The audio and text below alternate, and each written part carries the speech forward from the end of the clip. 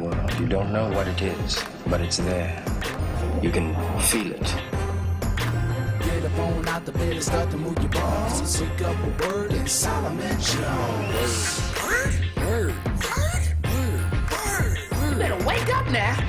Good morning. This is Solomon Jones on 900 AM, 96.1 FM, WURD, and I want to welcome you to another edition of Wake Up with Word. Kawesa, how you doing this morning? Doing pretty good. Can't complain.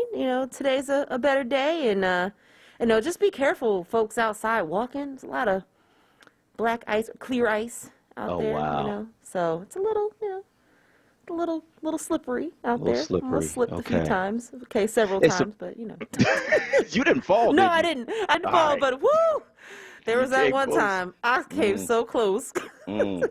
This is the day of mishaps. Like, you know that I grind my own coffee. So I got my coffee beans. I got my little coffee grinder, right? Mm-hmm. And so I'm grinding my coffee and putting it in the coffee maker, getting ready. And some of it got on my hands. And, of course, now that I've got the coffee on my jeans. And, it's brown. Sorry. It's not. I'm trying to get that off, man. I'm like, people might, Right. you know what I mean? What's that? I know. Lord have mercy. So it's the day of mishaps. Now, with that ice, the good news is it's getting ready to warm up over the next few days. So this stuff, if not gone, will be substantially melted over the next few days. So we can hold on to that. If you could just get through the day without falling, you should be all right. So I do want to say something about what happened at Broad and Olney last week. And really the bottom line is this, man. If you saw something, say something. Because police and prosecutors said Monday they still don't have a motive for last week's shooting that wounded 8 people at the Olney Transportation Center, and they declined to identify any suspects. Chief Inspector Frank Venor, who oversees the police department's detective bureau, said investigators have evidence, including video from the surrounding area, but they don't have enough to connect that evidence and be able to say exactly who the shooter is. We need to know who was brazen enough to fire that gun that day, Venor said at a news conference in North Philly with officials, including DA Larry Krasner. The shooting, which involved the highest number of victims of any Philadelphia incident in an already violent 2021, happened around 2:50 p.m. on Wednesday, wounding 2 women and 6 men and ranging in age from 17 to 71. And the 71-year-old is still in the hospital as of Monday. So if you saw something, say something. Because our children and our seniors are in danger. If you saw something, say something, because that could have been your mother, your grandmother, your father, your nephew, your uncle. If you saw something, say something. That's the only way we can be safe. If you saw something, say something. It's the only way this gun violence will end. We got a hot show for you today on Wake Up with Word. Dr. Delana Wardlaw and Dr. Elena McDonald have the latest on the novel coronavirus. CNN commentator Roxanne Jones on the plot to kill Malcolm X and more.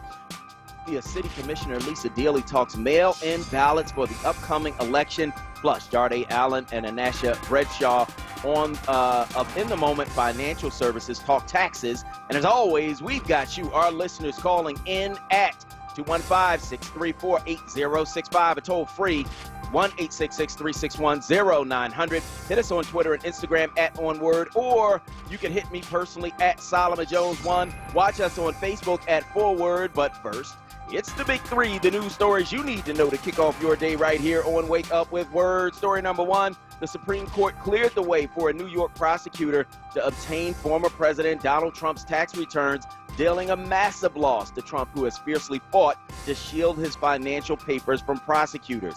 The documents will be subject to grand jury secrecy rules that restrict their public release. The ruling is a bitter loss for Trump, even if the tax records are shielded from public disclosure, after he consistently argued that the subpoena issued by Manhattan District Attorney Cy Vance was overbroad and issued in bad faith. It means that the grand jury investigation into alleged hush money payments and other issues will no longer be hampered by Trump's fight to keep the documents secret. The ruling was issued without comment or noted dissent. Vance celebrated the order, saying in a tweet, "The work continues." Trump couldn't tweet back because he's been kicked off Twitter. So Yeah, they're gonna reveal his tax returns to the prosecutor. And my thing is, what are you hiding? What is it that you are so intent on hiding? And I just think, honestly, there is something in there that reveals something that's gonna get him, into some criminal issues. I do. And so, have at it, Cyrus Vance. See what happens with these tax returns. It's been long enough that he's been hiding them. And the deep thing to me is that you have people who are like, well, his tax returns don't matter to me. Well, if they don't matter, why is he trying so hard to hide them? It's just like voting. If it doesn't matter, why are they trying so hard to stop you from doing it? Like, he's hiding something, and I hope Cyrus Vance is able to find out what that something is. Yeah, I definitely agree. I know that he's hiding something. We all know that he's hiding something. I don't know if it's the fact that he's not as rich as he claims to be, or if it's also the fact that, he's out here spending his money in places that he shouldn't be spending his money. And so, I am happy. I think that this is, definitely some good news on the Trump front, and hopefully they will be able to use this to really kind of, put some more charges on him and get him behind bars. Yeah, get him out of here. Brings me to story number 2.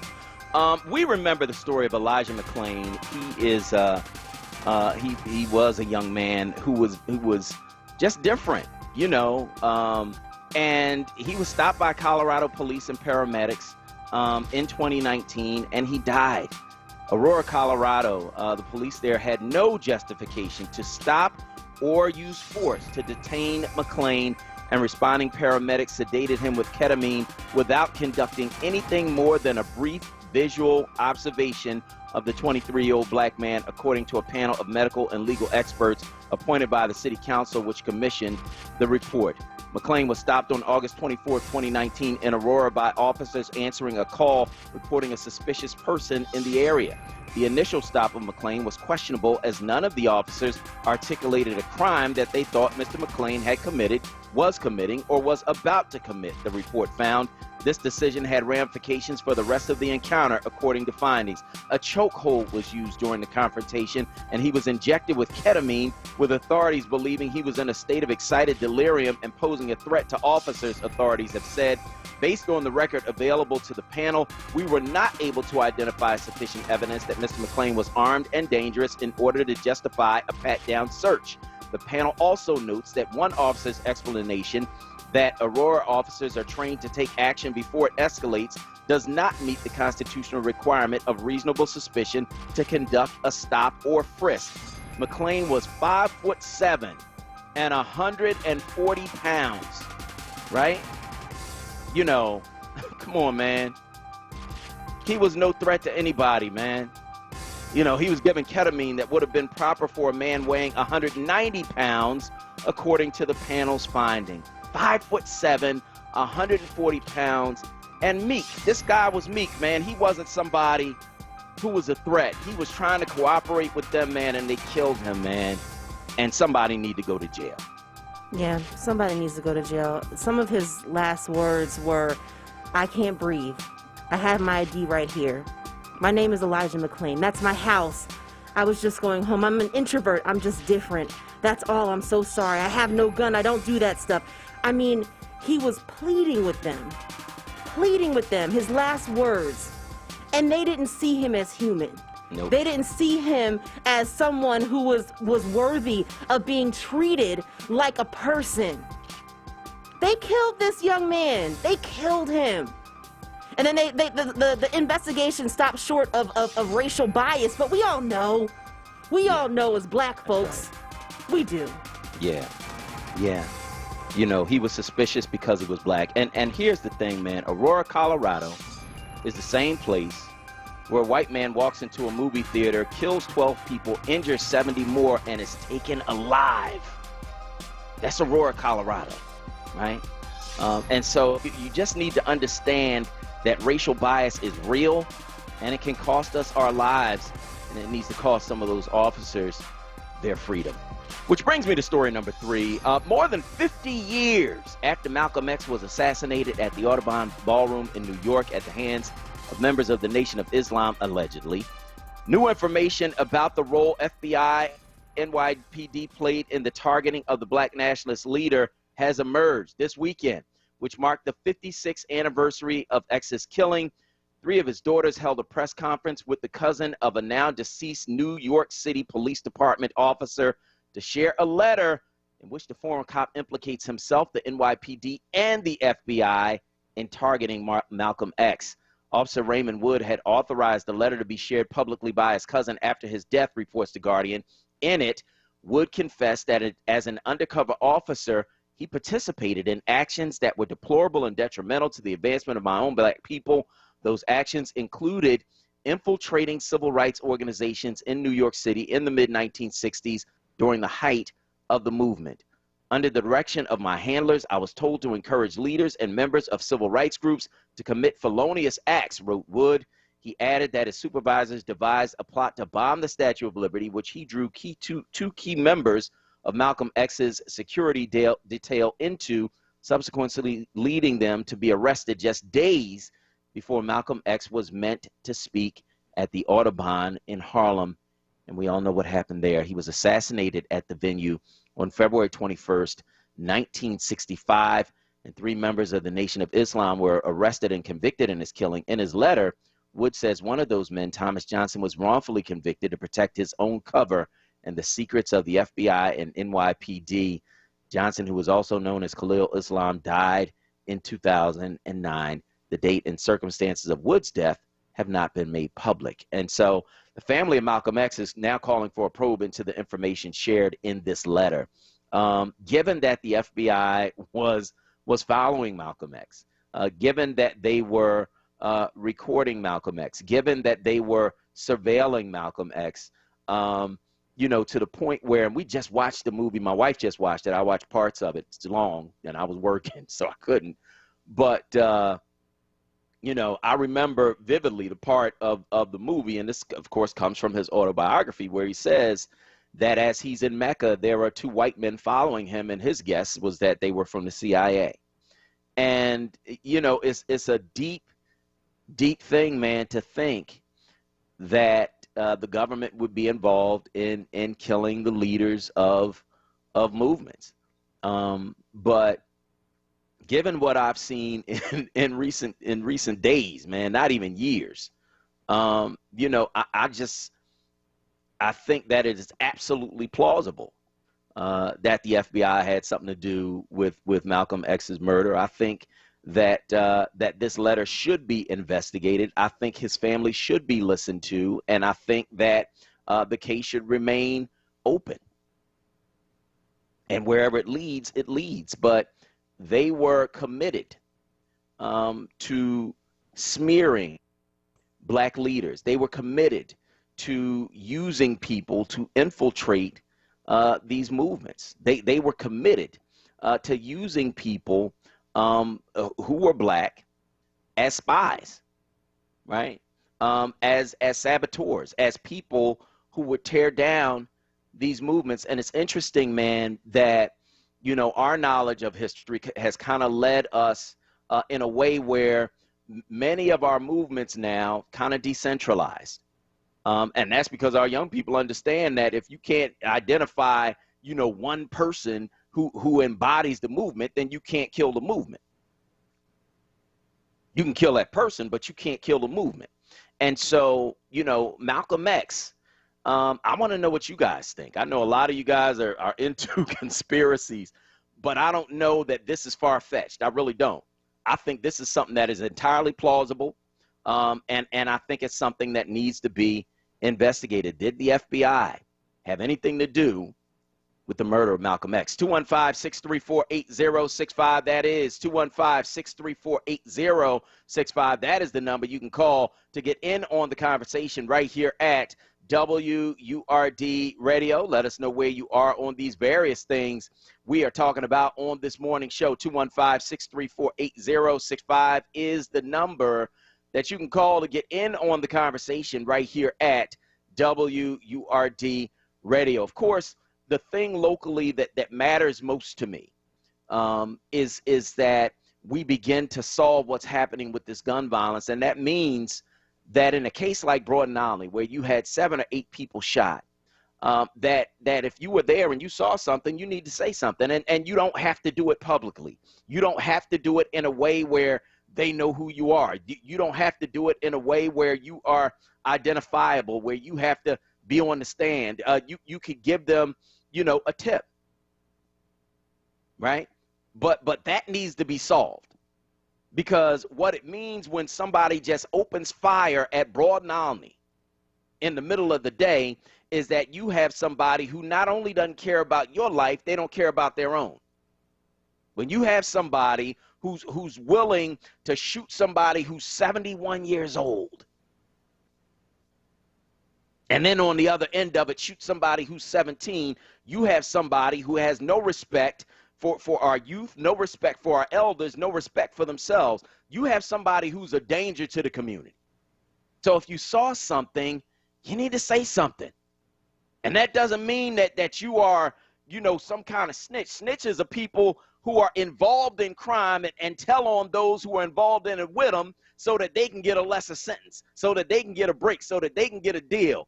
If you have nothing to do with it, that whole thing doesn't even apply to you. For real, for real.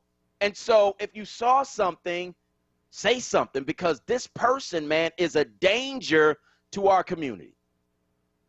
This is somebody who would shoot your mother, shoot your father, shoot your uncle, shoot you, and not give it a second thought, man. We have to rid our community of people who just feel like, I have the right to just kill people, man,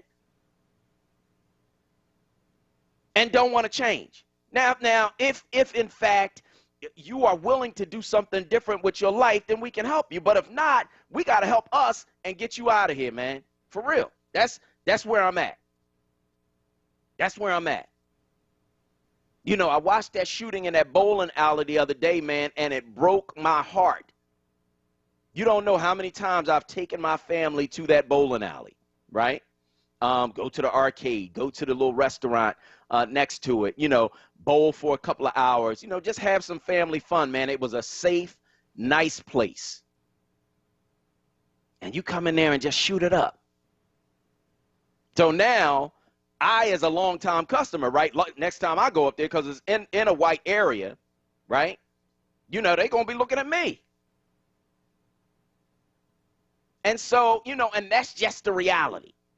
But the other reality is this, that if you saw something, you got to say something, man. When you have somebody who presents that kind of danger to the community, that they would shoot somebody 71 years old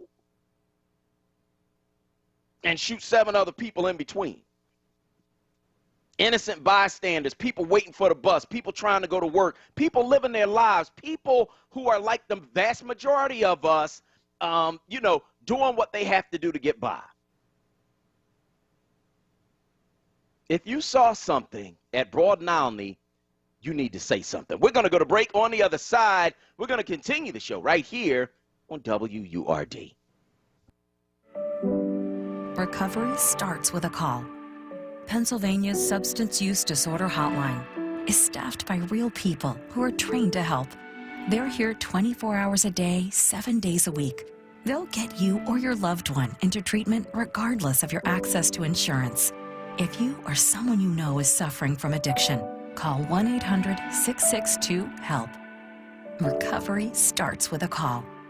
Paid for with Pennsylvania taxpayer dollars. WURD Radio celebrates Black History Month with Black Artist Story 365. Brought to you by AARP, Thomas Jefferson, and New Voices for Reproductive Justice. Welcome to Black Artist Story 365. My name is Envy McKee. Get into this episode where we explore the art and artistry of Trinidadian American, Tony Award-winning actor, voice actor, singer, dancer, composer, choreographer, costume designer, visual artist, and director, Jeffrey Holder. Part 1. King star Uncle Jeffrey was an August Leo, born Jeffrey Lamont Holder of Port of Spain, Trinidad and Tobago, the youngest of 5 children of Louise de France and Arthur Holder, who had immigrated from Barbados. Bosco Holder taught Jeffrey painting and dancing and recruited him to join a small folkloric dance troupe he had formed, the Holder Dancing Company. Bosco was 16, listen, and Jeffrey was 7. Okay? When Bosco left for London, Jeffrey was left in charge of the dance company as its director and lead performer. Soon after arriving in Brooklyn, he joined the Catherine Dunham's dance school, where he taught folkloric forms for 2 years. From 1955 to 1956, he performed with the Metropolitan Opera Ballet as a principal dancer. He left the ballet to make his Broadway debut in the Harold Arlen and Truman Capote musical, House of Flowers. While working on House of Flowers, he met Alvin Ailey, with whom he later worked extensively, and his future wife and muse, Carmen de Lavallade. After the show closed, he starred in an all-black production of Waiting for Godot in 1957.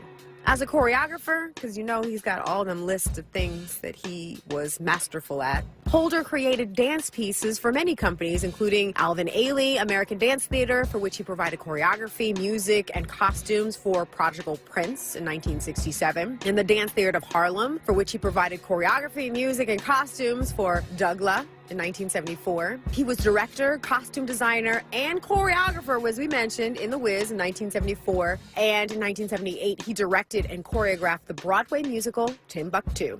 So that's it for this episode of Black Artist Story 365. My name is Envy McKee. To hear more, tune in to The Envy McKee Show, Friday nights, 7 to 10 p.m., right here on WURD.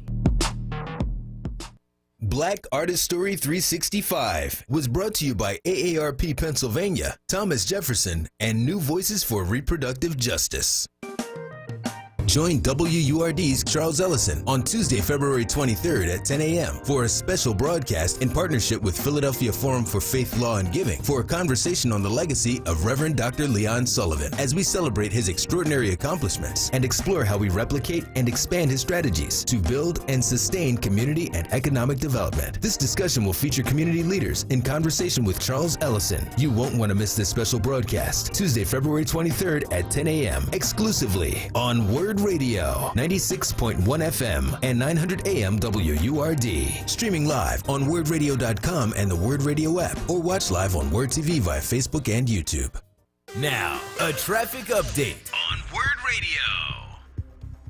Good morning. This report sponsored by Wendy's Breakfast 2 for $4 95 southbound. You're going to find that a little busy now. Cobbin down through Bridge through construction. Again, Betsy Ross through Girard getting heavy northbound side, no problems. Westbound Vine delays 8th out through Broad. Parkway through the Schuylkill Expressway. Schuylkill eastbound delays around the curve to Belmont. Again, the Boulevard to Spring Garden. Westbound, not too bad this morning. Looking at the Turnpike and the Blue Route in pretty good shape. 55 northbound Deptford into 42, a heavy ride.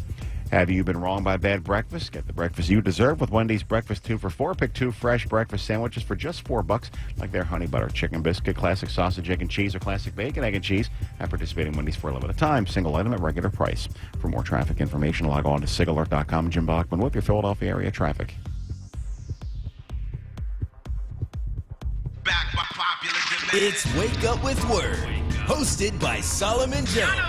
Right now on WURD Radio, 96.1 FM and 900 AM WURD.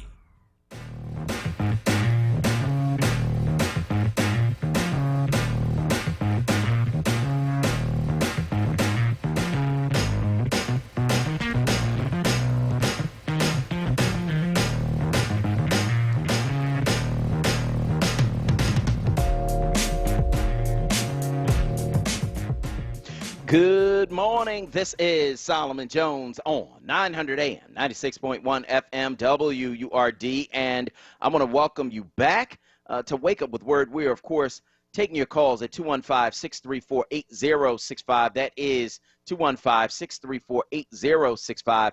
That is the number you can call to get in on the conversation right here at WURD. Number of things happening, man, on the local front. You know, with the Broad and Olney thing, if you know who did that, you need to be making a call. Seriously. You need to be making a call and letting folks know who did that. Because if you are in our community and you are willing to spray Broad and Olney, where you know people's moms are out there, man, waiting for the bus to go to work. You know that. You know kids are there, man, trying to get to different parts of the city, right? You know that. My son had gone through Broad and Olney probably 2 hours before the shooting started. Got on the subway, you know, to go down to a school for something, right? And so that could have been my son. Could have been your son, your daughter, your mother, your father. Because everybody, you know, who uses public transportation at one point or another travels through Broad and Olney. If they're in the north or northwest part of the city, they travel through Broad and Olney. So we got to say something, man. You got to say something. If you saw what happened there, you have to say something, right? So that's number one. And number two is this. You know, folks are getting so brazen. A woman got raped in Macy's bathroom in Center City. Again, could have been your mother, aunt, sister, cousin. Are we willing to just allow that to just happen in our community? Are we willing to just sit back and just say that's too bad? Or are we going to say something? So there's that. You know, and by the same token, you know, the police have to investigate what happens to black people, right, with the same fervor that they do when something happens to white people. Bottom line. Bottom line. But we have a role to play in that, and we have to play it. So there's that. Then, of course, we're talking about this letter that this former police officer wrote and released upon his death, saying that his job was to infiltrate black organizations in the 60s and encourage leaders and members of civil rights groups to commit felonious acts. He said that his supervisors devised a plot to bomb the Statue of Liberty, and he drew two key members of Malcolm X's security detail into that plot, leading them to be arrested just days before Malcolm X was meant to speak at the Audubon Ballroom in Harlem. So with two of his key security members missing, he was susceptible and he was assassinated that day, February 21st, 1965. And I want to know what you think about that. Was the FBI involved in Malcolm X's murder? Give us a call. Let us know. 215-634-8065. That is 215-634-8065. Now, we've been talking about emergencies as well, and there's a running debate in my house, right? So my wife, I don't even know how. So if we have stuff that, you know, part of it is starting to go, Levita's whole thing is just cut the bad part off, right? Just cut the bad part off. Now, I am of the mind that we don't have to necessarily live like that today, but she is of the mindset that just cut the bad part off. So one of her main sayings, if it was Hurricane Katrina, you would eat it. So just cut the bad part off. Are y'all with that? I want to hear. Give me a call, 215-634-8065. That is 215-634-8065. Let's go to Brown from Philly on line 2. Go ahead. Hey, Solomon, good morning. Good morning. I'm just so upset about that incident at Macy's. That's sad. Yeah, it is. Like you said, at Broad and Olney, everyone goes through there. No one's seen anything. It's just sad. It's a sad day in Philly when someone goes to the bathroom and is sexually assaulted. I'm in my 50s, and it's like nothing's being done. It's like I think we need the death penalty because no one is scared. No one is scared to go to jail, or it's just like, what's the other answer? There's no other answer. And the police department, they patrol these areas. Half the time, they're on their phone, so they're not paying attention.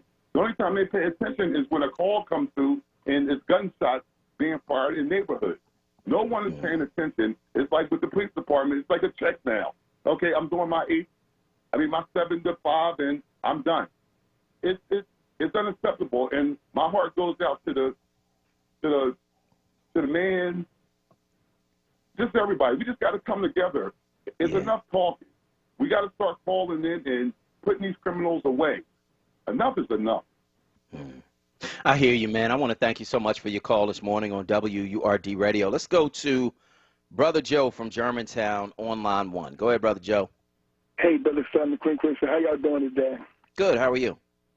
I'd like to say I'm doing all right, Brother Simon, by the grace of Allah, but after hearing all this news you give me, so I'm not exactly doing as well as I would like to, so this is depressing. Let me first, before talking about the criminal situation about the Malcolm X thing, you know, brother, I don't think we as black people should be surprised that the FBI and the NYPD may have played a hand in Malcolm's death, because, again, these are the same forces that killed Dr. King. They killed John Kennedy, killed Robert Kennedy, that criminal racist element that's in the government, that's run amok of the government, that so-called shadow government. So I don't think we should be surprised at all, Brother Solomon. And, you know, Solomon, like you just said on your opening commentary, you know, you facing reality as a black man, like you said, the incident in the bowling alley and the black man, they saw the black guy that raped the woman down at the Center City Macy's bathroom. So we go in these places, Solomon, whether we like it or not, we already are going to be looked at in a certain way because of all this stuff. Not that racism wasn't already there, but some of these black men don't understand it. What they do that, they don't care. They feed into the worst stereotypes, Brother Solomon, that white people have with black men. I see that behavior every day. When I'm downtown, you know, my friend got a business by the Jefferson Hospital, and Solomon, I wish you could see sometimes the way some of these brothers and stuff carry on down. They feed into the worst stereotypes, man. And I'm saying, like, some dudes, dig yourself, man. Don't you understand how you carry yourself? You give me, if this man is a white racist, you giving him all the ammunition that you need, the way you act and stuff, your language, your behavior, the way you carry yourself. I mean, it's a disgrace that, like the brother said before me, that a woman can't even go to the bathroom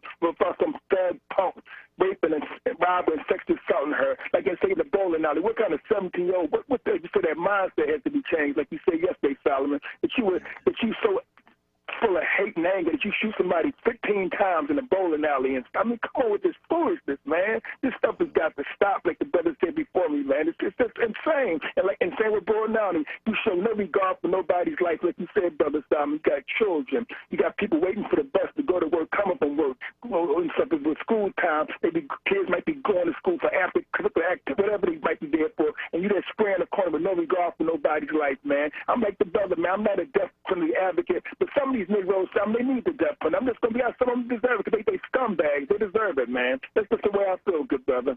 You know. Thank you for your call this morning, Brother Joe. We appreciate it. 215-634-8065 is the number. Let's go to Abdul-Jabbar from West Philly on line 4. Go ahead, Abdul-Jabbar. Good morning. You know, can you hear me, Solomon? Yes, I can. Go ahead, Abdul-Jabbar. I just want to touch on something that you did in your community. Maybe a year ago, a little longer, you stepped up when they were trying to open that dispensary, that marijuana dispensary, and they were trying to allow people to come in there and buy weed for, like, cash, right? Am I right? Yeah, yeah, right. So when you did that, right, you took a stance for the entire community. Your home, your children are going to be okay because you and your wife have established a support system for them, right? But you took the broader approach, which is what's being missing, what's missing from most of the men in our community. They're only thinking about their own house. They're not thinking about the broader picture.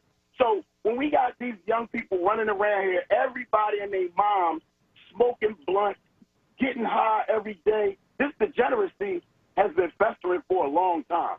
And I've watched, even in my own son, certain behaviors began to manifest, and I immediately challenged them, stepped in, and even acknowledged the fact that there's association with some of the people they were around was starting to be a problem with them. Yeah. So, I mean, it's a never-ending thing. And, look, my heart goes out to the family of the individuals that were shot.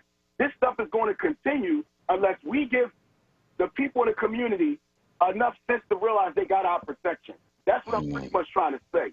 I hear you, man. The protection, and that way they will come out and they will say who did it because they won't be worrying about the repercussions. So have a good day. Thank you. Thank you, man. Thank you for your call this morning on WURD. Will from West Philly is on line 3. Go ahead.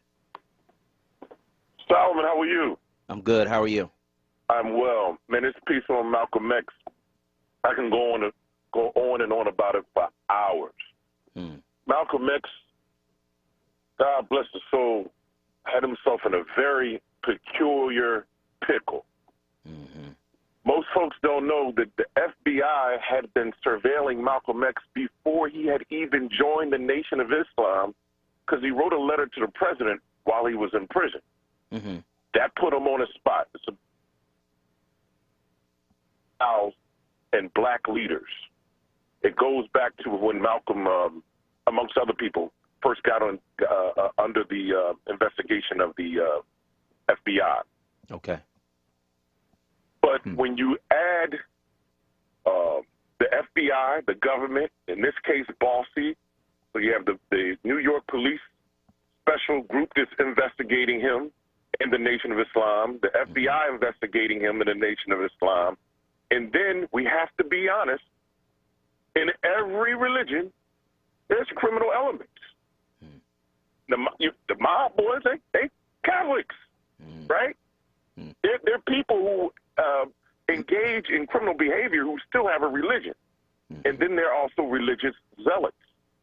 When you combine those factors in the Malcolm X scenario, when he's coming out verbally against the religious leader, Elijah Muhammad, you mix that all up, man, it was a formula for disaster. Absolute disaster. I'm very close with Ilyasa Shabazz, good friend of mine. We talked last night. It's when I been in scenarios with her, and this conversation comes up, it's from 0 to 100, then back to 0. That family is completely traumatized. Yeah, I bet they are. The kids were there.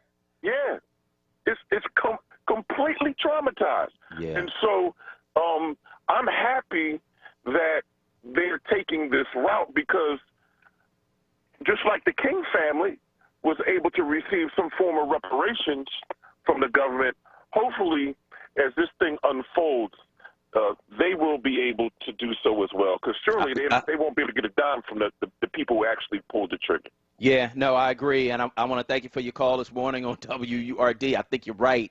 Reparation is due. Gail from the Northeast, very quickly. She's on line too. Go ahead, Gail. Oh, my good. Yes. Good morning, Solomon. Good morning. I just want to say, give kudos and glory to all the work that Dr. Ava Sanford has done over the weekend. Oh, so me and my daughter went, and we got vaccinated, and it was a beautiful thing that they have there. It's well organized. Also, we have to look at it. This has been going on. Malcolm X, it was a documentary about who killed Malcolm X, and it highlighted all the things that happened and how far it went back. So are we surprised that the New York, no, they were heavily involved. They allowed certain things to happen, just like including the Black Messiah. But you, of course, have a blessed day, and I'll talk to you later. Thank you. Thank you so much, Gail. We appreciate that. We're going to go to break. On the other side, it's Dr. Elena McDonald, Dr. Delana Wardlaw, with our weekly check-in, talking about what's happening with coronavirus. 500,000 people have died in America from the coronavirus. We're going to talk about it on the other side. I'm Solomon Jones. We'll be right back. Did you know you can use LIHEAP to pay your PICO bill? Last year, PICO customers received almost $17 million in free LIHEAP support. This year, take advantage. This deal is first come, first served. Apply now. Call 800-34-HELP-4. Your child deserves to be educated in a safe and supportive learning environment. Southwest Leadership Academy Charter School, a tuition-free public school, is accepting applications for the 2021-2022 school year. SLAC's 2 locations offer single-gender classrooms in a dual-gender environment. Kindergarten and first-grade classrooms have a 15-to-1 student-teacher ratio. Students learn music, art, and fitness. Southwest Leadership educates the whole child, preparing students to become leaders. slacks-phila.org, Instagram at Southwest Leadership Academy, or email info@slacks-phila.org. Jefferson Health offers no-cost COVID-19 testing sites at St. Raymond of Pinafort Church. Testing is on Thursdays and Saturdays. A second testing location has been added at Richard Allen Preparatory Charter School. Testing is on Wednesdays and Fridays. For testing hours and more information, visit jeffersonhealth.org/community testing. WURD Radio celebrates Black History Month with Black Artist Story 365. Brought to you by Southwest Leadership Academy Charter School. Welcome to Black Artist Story 365. My name is Envy McKee. Get into this episode where we explore the art and artistry of Tony Award-winning actress and singer and Philly home diva, Pearl Bailey. Auntie Pearl Bailey was born in Newport News, Virginia, to the Reverend Joseph James and Ella Mae Ricks Bailey. She graduated from Booker T. Washington High School in nearby Norfolk, Virginia, and decided to pursue a career in entertainment. She began by singing and dancing in Philadelphia's black nightclubs in the 1930s and soon started performing in other parts of the East Coast. She settled in New York City. She performed with famous folk like Cab Calloway and Duke Ellington. In 1946, she made her Broadway debut in St. Louis Woman. She was in a whole bunch of films too, honey, including the iconic Carmen Jones, starring Academy Award nominee Dorothy Dandridge. If you recall, Auntie Pearl played Carmen's friend, Frankie. Tell you why I wanna dance. It ain't the sweetness in the music. I like the sweetness in the music, but that ain't why I wanna dance. In 1967, Bailey and Cab Calloway headlined an all-black cast version of Hello Dolly. The touring version was so successful, producer David Merrick took it to Broadway, where it played to sold-out houses and revitalized the long-running musical. Bailey was given a special Tony Award for her role, and RCA Victor made a second original cast album. All those lights over there seem to be telling me where I'm going. When the whistles blow and the cymbals crash and the sparklers light the sky, I'm gonna raise the roof, I'm gonna carry on. Give me that old trombone, give me that old baton for the parade passing by. So that's it for this episode of Black Artist Story 365. My name is Envy McKee. To hear more, tune into The Envy McKee Show, Friday nights, 7 to 10 p.m., right here on WURD. Black Artist Story 365 was brought to you by Southwest Leadership Academy Charter School and the Pennsylvania Lottery. Get to winning with Win, Win, Win, the new scratch-off from the Pennsylvania Lottery, with top prizes of $500,000. Players must be 18 or older. Please play responsibly. Benefits older Pennsylvanians every day. Well, the kids are in bed. Time for a little grown-up quiet time. What do you mean quiet time? It's your birthday. We're about to party. Haha, funny. It's gonna have to be a you and me party this year. You know we can't have anybody over. Well, your mom and dad are coming from Florida. Sis will be here from California. Oh, and a couple of old friends from just about everywhere will be showing up. They should all be here about now. COVID-19 has changed the way we do things, for now. But social distancing doesn't mean you can't be social. COVID-19 doesn't have to keep us apart. Friends and family are finding new ways to be together, especially with how hard it's hitting the black community. Vaccines are here, but until enough of us are vaccinated, we still have to be down with slowing the spread. Keep a 6-foot distance, wear a mask, and avoid indoor social gatherings. Learn more about vaccines and slowing the spread at cdc.gov/coronavirus. Brought to you by the U.S. Department of Health and Human Services. Now, a traffic update on WURD Radio. Good morning. This report sponsored this morning by Wendy's 2 for $4 breakfast. Now looking at the 95 southbound, you're going to find that still pretty jammed up from Cottman down through Bridge through construction. Again, Betsy Ross through Girard northbound. Looks good. Westbound Vine delays 8th out to Broadigan Parkway through the Schuylkill Expressway. Schuylkill eastbound delays around the curve to Belmont. Again, the Boulevard to Spring Garden. Westbound not too bad. Southbound Boulevard Route 1 delays Broad down to Fox through construction. 55 north jamming. Deptford into 42. Have you been wrong by a bad breakfast? Get the breakfast you deserve with Wendy's breakfast 2 for $4. Pick 2 fresh breakfast sandwiches for just $4, like their honey butter chicken biscuit, classic sausage, egg and cheese, or classic bacon, egg and cheese at participating Wendy's for a limited time. Single item at regular price. For more traffic information, log on to sigalert.com. Jim Bachman with your Philadelphia area traffic. It's Wake Up with WURD, hosted by Solomon Jones. Good morning. Right now on WURD Radio. 96.1 FM. And 900 AM WURD.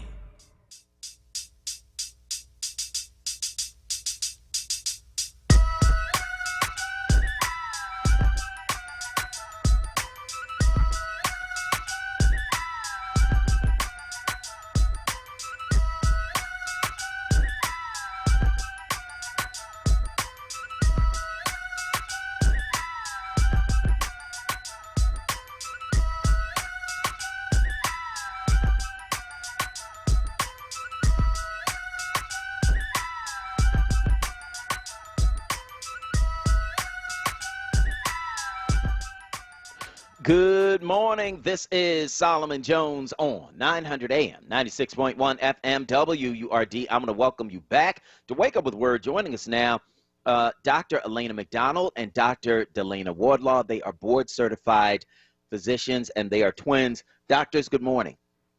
Good morning, Good morning, Solomon. How are you both? We are good. doing well. How are you? I'm doing well. How are you? I'm doing well. I'm doing well. You know, in spite of the fact that we have now reached 500,000 deaths from COVID-19 in America.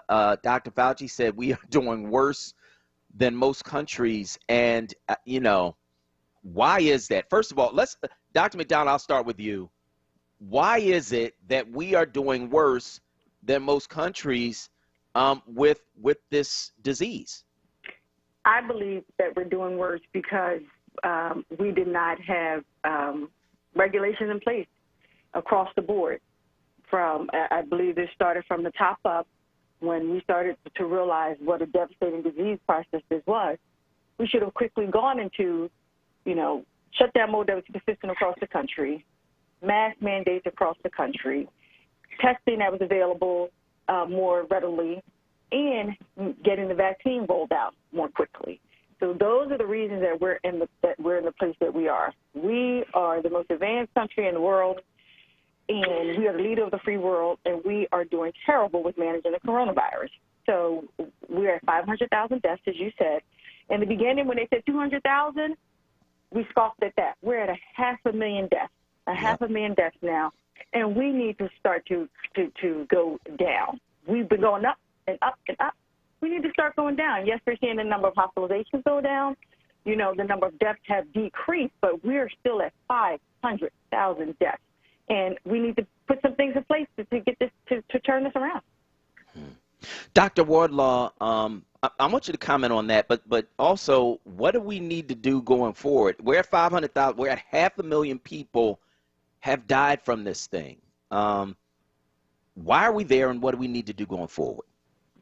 To second Dr. McDonald again, it was just lack of policies and procedures across the board.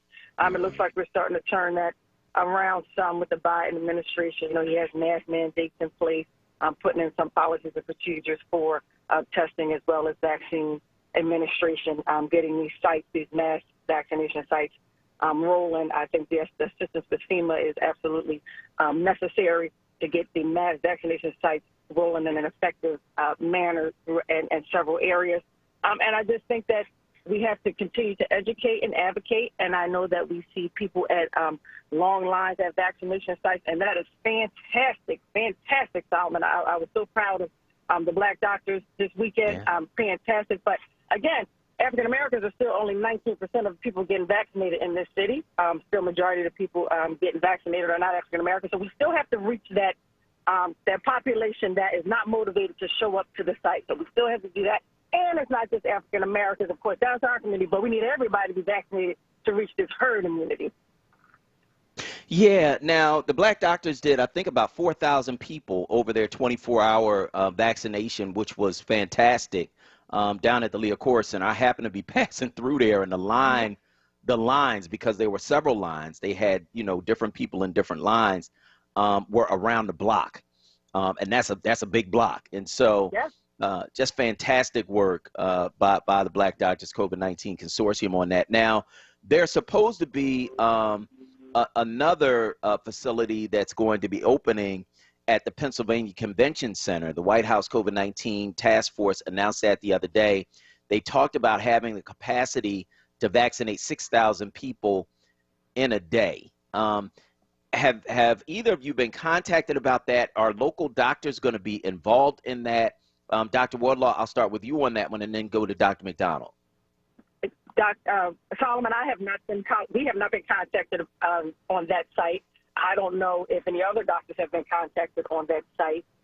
And it's supposed to be March the 3rd, I believe, and yes, at the convention center. And hopefully, again, with the assistance of FEMA and helping with the logistics and things, hopefully we can continue to move in this fashion with these mass vaccination sites. And I think that what we need to move towards is that there needs to be more than one site that is available to mass vaccinate people, and I think that the city should just move in that direction and make sure that it's readily available. Dr. McDonald? Yes, I agree with Dr. Ward. I agree with Dr. Wardlaw. What we saw, the Black Doctors Consortium did a phenomenal job on Saturday. But what I saw was the need for more sites. The need for more sites, because they vaccinated 4,000 people in a 24-hour period. If we have that going every day, imagine the efficiency that we can get this city vaccinated, or even a couple of times a week. We need that. We need that. And they have shown the number of people will show up if the sites are available. We need to get the sites up. We need to get the sites going so that we can get our city of brotherly love vaccinated. And as Dr. Wardlaw said, we need as many people vaccinated as possible for us to get to this herd immunity, because 500,000 deaths is just mind-boggling. So, Dr. McDonald, I had a caller call me the other day and say, look, you know, these people are not dying from COVID-19. They're dying from other things, and they're lying about the numbers. They're inflating the numbers. And what would you say to that? I would say, this is Dr. Wardlaw. Can I take that? Can I yeah, go ahead. Yes. So what we have to understand is that when people die, ultimately people die of their heart stopping or their lungs. Their heart stopped because they couldn't get any oxygen to their lungs and to their brain, right? So, but we have to figure out what is true in that. And when people are dying from complications of COVID, so if you have a 22-year-old who goes into the hospital and they have pneumonia that's related to COVID, well, they would not have died from pneumonia if they did not have COVID. So yes, the COVID, the death is COVID triggered the medical complication that led to the death. So yes, they are COVID related. So these numbers are not being inflated. And if I could piggyback on what Dr. Wardlaw said, just ask anyone you know at this point, Solomon.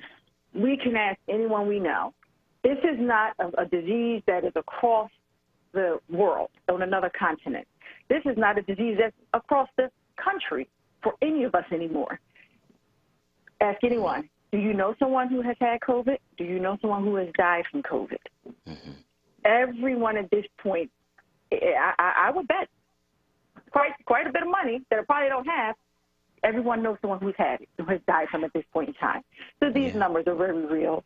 They're very real. We can't keep sitting back saying that this is fake, this has not happened, this is a conspiracy theory, because as we keep saying that, we're going to keep dying. We need to look at this virus for what it is. It has shown us how deadly it is, and it continues to show us how deadly it is. So we need to respect this virus for what it is, and we need to try to deal with it head on, and we cannot run from it. Yeah. No, we can't. And many of us know and love people who have died from this. Cody Anderson just died, and I'm not speaking, anything that hasn't been reported. He died from COVID-19 complications. And so this is not fake. This is not something that just somebody's making it up. And the other thing that happened, and Dr. Wardlaw, I'll ask you this, is that last week a report came out. It was reported in the Washington Post that last year, Black people lost 2.7 years of life expectancy, largely because of COVID-19, and white people lost 0.08 years of life expectancy. So for white people, their life expectancy decreased less than a year. For Black people, it's almost 3 years. Like this is us. So, when those numbers come out, what do they indicate, and what do they indicate for the people, and what do you tell them as a doctor? So that indicates that we as African Americans, and some, it's unfortunate, we carry the burden of chronic illnesses across the board, not just COVID-19, diabetes, high blood pressure, heart disease, renal disease, and unfortunately, that is what is putting us at highest risk for complications. So it is not surprising that our life expectancy has decreased more as compared to the Caucasian ethnicity, because again, we have all these barriers that we are already trying to overcome even before COVID-19 presented to us, and COVID-19 just took away the curtain that yes, we have all these pre-existing existence that the African-American community carries at a higher burden. Again, that goes back to lack of access to care, not being able to get quality care, not being able to get the medications and things that we need in a timely manner. We have to deal with the social determinants of health. So there is a huge mountain here that we have to face, Solomon. But COVID-19 just came and it kind of just stood in our face. It opened up all these doors and letting us know that we have to deal with it now. But we can't fix all the things that put us at higher risk immediately. So, again, I'm not surprised at the number. Mm-hmm. Dr. McDonald, very quickly, we got about a minute. This pandemic is real. It is killing us. The numbers are there every day. Even if you take away the numbers, you see it in your family. You see it in your schools, your friends, your church community. Respect this virus for the deadly killer that it is. Please get your vaccine when it becomes available. Where can we find the two of you, Dr. McDonald? You can find us at Twin Sister Docs on Facebook, Instagram, and Twitter. You can also find us on our website at thetwinsisterdocs.com. All right. Dr. Elena McDonald, Dr. Delana Wardlaw, I want to thank you both for joining us, as always, on WURD. Thank you for having us, Solomon. Stay safe. All right, you too. All right, so we're going to go to break. On the other side, we're going to continue the show right here on WURD. Did you hear the word around the community? HPP and HPF's very own Stacy Scott will be reporting live from WURD, 96.1 FM and 900 AM each and every fourth Sunday of the month from 5 p.m. until 6 p.m. Be sure to spread the word and tune in. Want to call in and be a part of the community party? Email Stacy Scott at scott@hpplans.com. Again, that is scott@hpplans.com. WURD Radio celebrates Black History Month with Black Artist Story 365. Brought to you by Pico and JD's Auto Body. Welcome to Black Artist Story 365. My name is Envy McKee. Get into this episode where we explore the art and artistry of iconic Black sci-fi. First of all, Black science fiction isn't some newfangled subgenre of sci-fi that came around when Marvel decided to finally put out Black Panther as a movie. Black sci-fi has been around since the beginning. And if we're honest, it started in the beginning, when God said, "In the beginning was the Word," and it was good. But we'll contend with the beginning being West Africa, where the very first Black sci-fi authors used the oral tradition for publishing. We'll also contend that the Word, in this case, was stories our ancestral griots told about creation, metaphysics, and culture. Stories of jumping universes that they shared as poetry and song and dance around bright hot fires, powered by the rhythmic thundering of the drum. So who are some of the greats in Black sci-fi? Like in any genre, it depends on who you ask. I got 5 on it that Octavia Butler would likely top most folk top 5 in Black spec fiction because of her 90s Parable series, which included Parable of the Sower and Parable of the Talents. Samuel R. Delany could be considered one of the OGs of the genre, and he taught at Temple University. Nalo Hopkinson is a renowned science fiction and fantasy writer, professor, and editor. Lest we forget Tanana Reeve Dew's The Good House, Black Rose, and Joplin's Ghost. Karen Lord's The Best of All Possible Worlds. N.K. Jemisin, The 100,000 Kingdoms. Stephen Barnes, Lion's Blood. Minister Faust, Nnedi Okorafor, Andrea Hairston, Jeffrey Thorne, Nisi Shaw, and Carl Hancock Rux. And of course, Tommy Adeyemi, Children of Blood and Bone. So that's it for this episode of Black Artist Story 365. My name is Envy McKee. To hear more, tune into The Envy McKee Show, Friday nights, 7 to 10 p.m., right here on WURD. Black Artist Story 365 is brought to you by Pico, powering communities, and JD's Auto Body and Painting for all your auto body and detailing needs. Livelihood. WURD Radio's new initiative, connecting Black Philadelphians with jobs, entrepreneurship resources, small business development information, and financial literacy tools. Learn more at wordworks.com. That's WURD-WORKS.com. And stay tuned to WURD Radio, 96.1 FM and 900 AM WURD. Celebrating Black history all day, every day. Medgar Evers. All we want you to do is keep going with this fight for freedom. When we get this unity, ladies and gentlemen, nothing can stop us. This is WURD Radio, 96.1 FM and 900 AM WURD. Philadelphia, independent Black media. You're waking up with WURD, hosted by Solomon Jones. Good morning. Right now on WURD Radio, 96.1 FM and 900 AM WURD.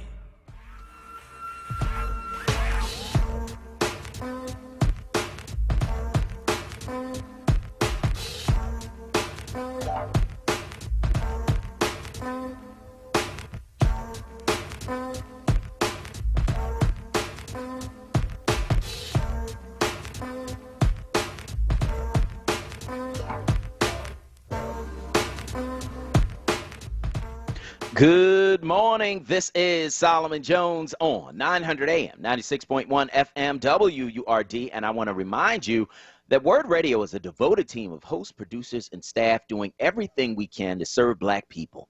As other media outlets grapple with trying to discover the needs of the Black community, WURD puts those needs front and center, and we fight for them every day, all day.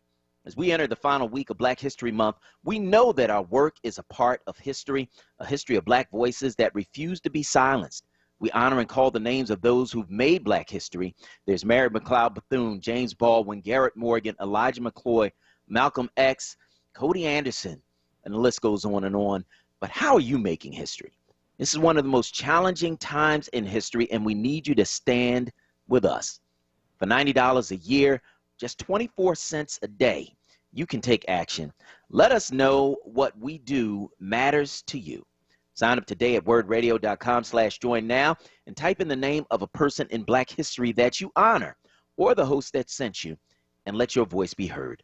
Find more information at wordradio.com/join now. So I got my membership, right? I'm waiting for another WURD t-shirt, some more WURD swag to come in the mail, but I bought my membership a couple of weeks ago, and I need you to do it too. I need you to put your money where your mouth is, right? And support the work that we do here. Support this platform that supports you. This is the only Black-owned and operated talk radio station in the state of Pennsylvania, and we need you to support it. This is about you. This is about our community. This is about our mothers, our fathers, our sisters, our people. This is about us. And so in order for us to remain on the air and remain an impartial voice, right, a voice of truth in our community that's not beholden to anyone who can tell us, well, you can't say that, you can't talk about that, you can't address that, no, that's not something for you to say. We need you to support it. And not, just with, thoughts and prayers. Like, we need you to support it tangibly. So that we can stay on the air and remain an independent voice for our people. It is critically important that we have that, right? And so we need you to get your membership and put some skin in the game. Put some skin in the game. Go to wordradio.com/join now and get your membership today. I want to hear from you. Give us a call, 215-634-8065. That is 215-634-8065. That is the number you can call to get in on the conversation right here at WURD Radio. Let us know where you are in these various things we're talking about on this morning show, including our top 3 stories, which are story number 1, the Supreme Court cleared the way for a New York prosecutor to obtain former President Donald Trump's tax returns, dealing a massive loss to Trump, who has fiercely fought to shield his financial papers from prosecutors. Story number 2, Colorado police and paramedics who stopped Elijah McClain made a series of crucial errors that ended in the young man's 2019 death. Findings of an independent probe revealed on Monday, and I'm looking for somebody to go to jail. Story number 3, more than 50 years after Malcolm X was assassinated at the Audubon Ballroom in New York at the hands of members of the Nation of Islam, new information about the role FBI and the NYPD played in the targeting of the Black nationalist leader has emerged. This weekend marked the 56th anniversary of Malcolm X's killing. Three of his daughters held a press conference with the cousin of a now deceased New York City Police Department officer to share a letter in which the former cop implicates himself, the NYPD, and the FBI in targeting Malcolm X. I want to know what you guys think. Give me a call. 215-634-8065 is the number that you can call to get in on the conversation right here at WURD Radio. We do know, and this is a fact, that the FBI was surveilling Malcolm X, as well as Martin Luther King and other black leaders at the time. We do know that that is a fact and that was happening. This takes it to another level where this officer says that, look, he was involved with the FBI and the NYPD in infiltrating black organizations and drawing them into committing felonies so that they could be locked up. He claims in this letter that two men who were key members of Malcolm X's security detail were locked up just days before because of him, and that that left him more vulnerable to that assassination that happened February 21st, 1965. I want to know what you think. Give me a call. 215-634-8065 is the number that you can call to get in on the conversation right here at WURD Radio. Now, Kawesa, we're also talking about this emergency stuff, and I was so glad to be able to have on Kenton Hunt yesterday to talk about the things you need in your house in an emergency. Now, one of the things that my wife is big on, if something is starting to go bad, she like, just cut the bad part off. If it was Hurricane Katrina, you would eat it. Like, that's her whole, like, that's going to be the thing that my kids, I'm sure, will be remembering as they have kids of their own. If it was Hurricane Katrina, you would eat it. So just cut the bad part off. What do you think? Well, I'm actually, oh gosh, I hope my mom's not listening. Sorry, Mom. But no, like, okay, so, my grandparents, went through the Depression. And so, because of that, there was always this mindset in the family that, oh, you got cheese, a little mold on it. Cheese is already mold. Just cut it off. Cut the bad part off. And then you're fine. Oh, the bread's moldy. Well, dig a little bit deeper this time. There's some non-moldy bread in the back. I'm sorry, Mom, but I had to tell. I sat in a biology class, and like the professor was like, "Oh no, you're not supposed to eat that moldy bread because the spores are already on it, so the rest of it is already bad." But listen, I haven't. I'm okay. we made it, so I think it'll be all right if you just cut the bad part off. I'm here for it. I agree. Sorry, Mom. Yo, just cut the bad part off. So. Look, I look at it like this, right? If you eat a little mold, that's penicillin. That's medicine.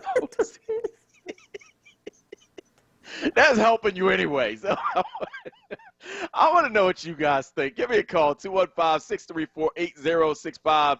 That is 215-634-8065. Just cut the bad part off. That's all you got to do. 215-634-8065. Let's talk to Malik from Mount Airy on line 2. Go ahead, Malik.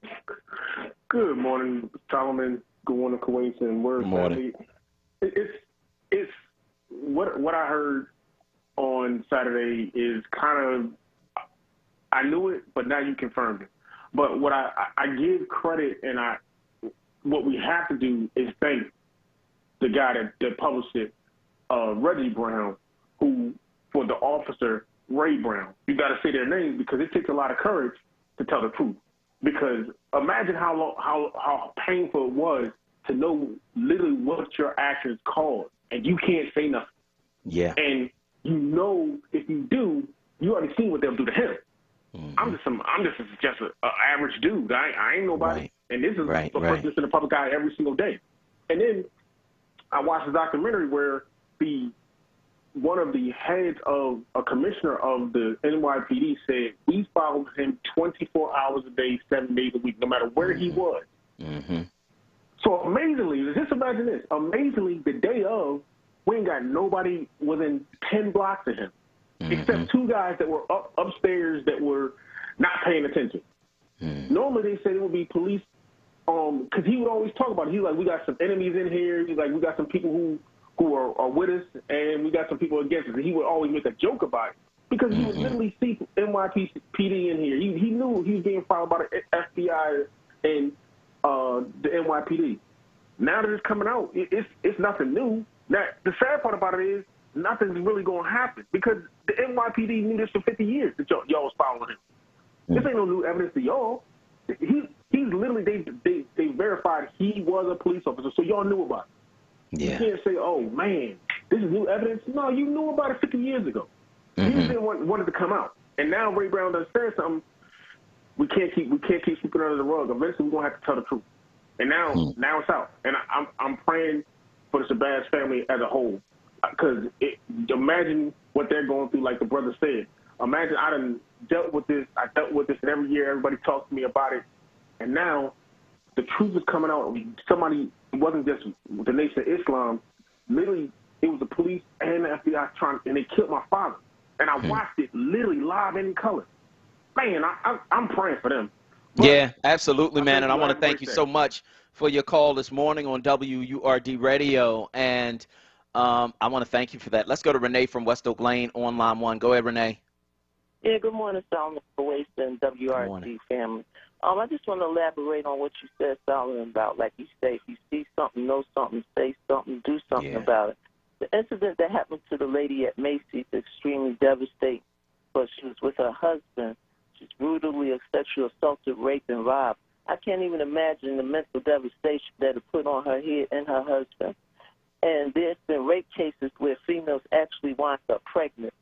And I also want to speak about the mental devastation that was put on the people at Broughton Island, on them and their family members, and us as standbys as well. When it comes down to black people, we need to really speak up and say what we need to say. Also, I want to say, when it comes down to a black person doing a crime to a white person or something happens to a cop, they usually find the people or the person. When a black person is a victim, they seem to can't find the person or the people who can't get justice. Also, I want to say again, with much respect and condolences to Cody Anderson and his family, because once you're a part of the WURD family, you're always free, and that goes for the police as well. And I just want to say one more thing. Check out the United States versus Billie Holiday. A lot more to do than just her singing. All right. I want to thank you so much for your call this morning on WURD Radio. And yeah, that's deep, because a lot of that was about the song that she popularized, Strange Fruit, which was about lynching. They wanted to shut her up. And so, yeah, I got to check that out. That is an excellent point, and I want to thank you for making it. Let's go to Mike from North Philly on line 4. Go ahead, Mike. Good morning, Solomon. How you doing today, good brother? I'm good, man. How you doing? I'm doing pretty good. 4 quick things. You know, the Elijah McClain thing is sad. When Coyce was reading what he was trying to say to those police officers, that just broke my heart this morning. I mean, what kind of inhumane person you have to be not to see that person's humanity? Exactly. You know?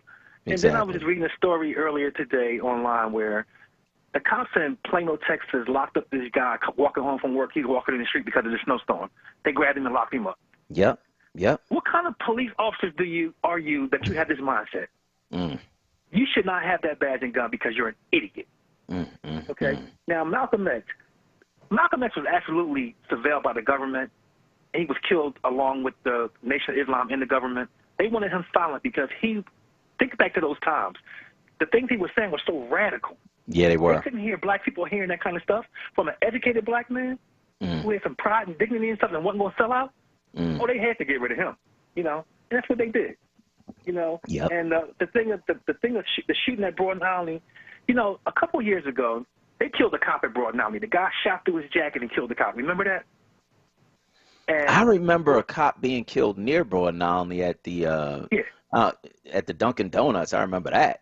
They killed a cop at Broughton Island. I gotta look that up. But go ahead. Yeah, he was killed at Broughton Island. He walked up on the suspect, and the suspect shot through his jacket. I can't remember the cop's name, but his face is up on the 35th district on that little mirror they got outside the district right there. Those guys out there every morning, because sometimes I don't want to drive my car in the center city. I catch the bus, and I live near Broughton Island. They out there early in the morning selling turtles and Lucy's and all in your face early in the morning, high on whatever, you know, and they just let it happen. You know what I mean? I don't understand why they, you know, can you imagine what that would have been if Central and Girls High was That's what I'm saying. That's what I'm saying. Because usually when school is in, Decepticops are there. Yeah. You know what I mean? But there's no school, and so I know that there were some Decepticops underground. That's what my son told me. And I know that they were nearby, but they, you know, they're not out in the numbers that they normally would be. Nah, and that's a shame. And the very last thing, you only cut away the bad part in an emergency. You can't be stuff that's bad, Solomon. Thanks for taking my call. All right, man. Thank you for your call this morning on WRD. Hey, if it was Hurricane Katrina, you would eat it.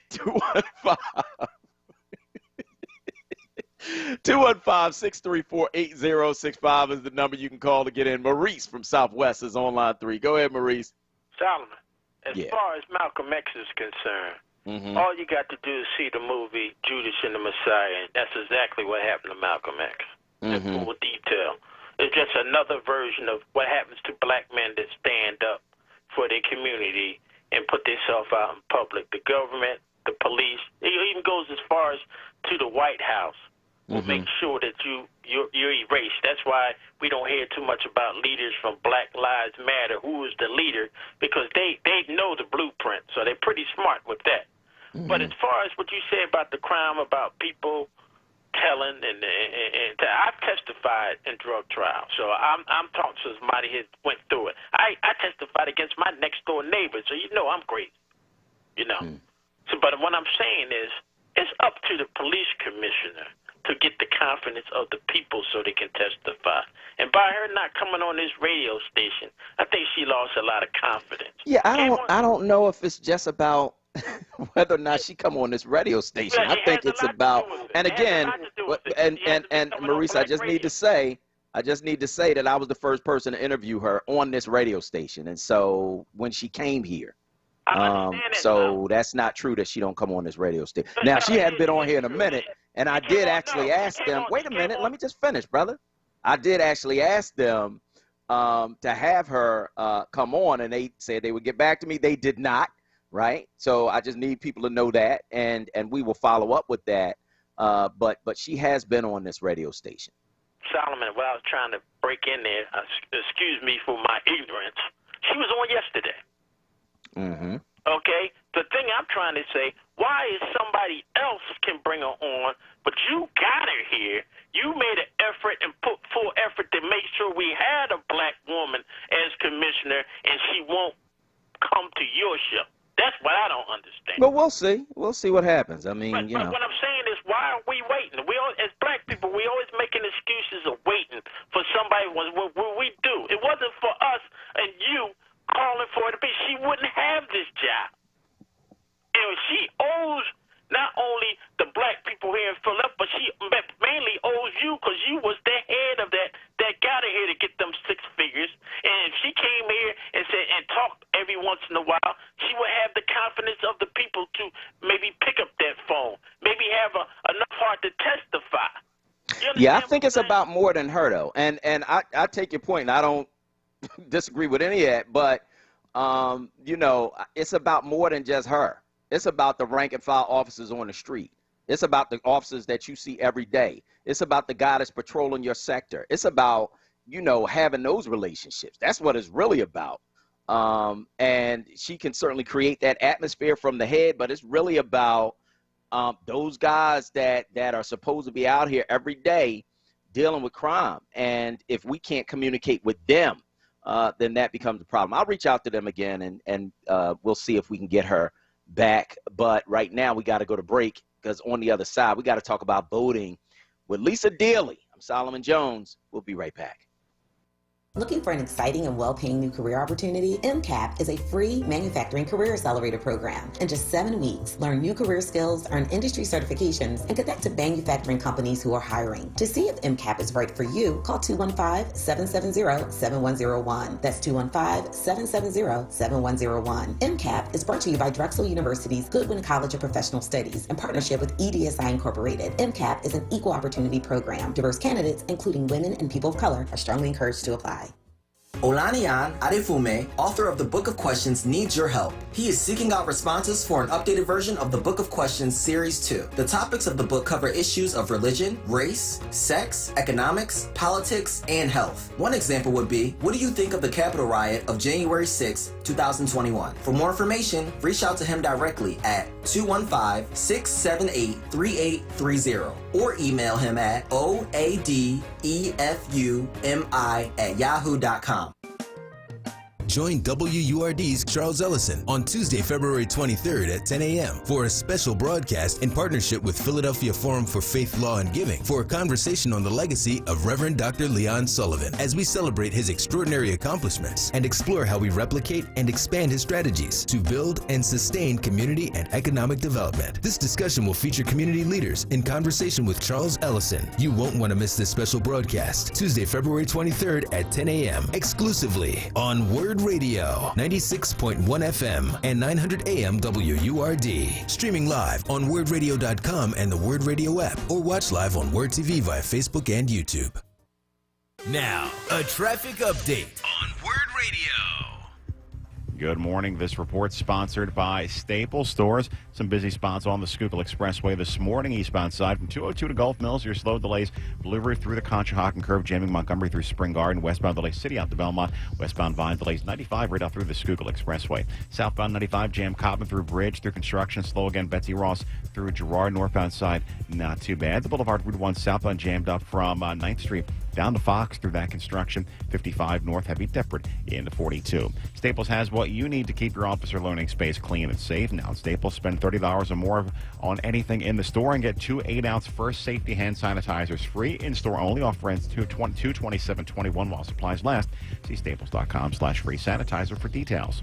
For more traffic information, log on to sigalert.com. Jim Bachman with your Philadelphia area traffic.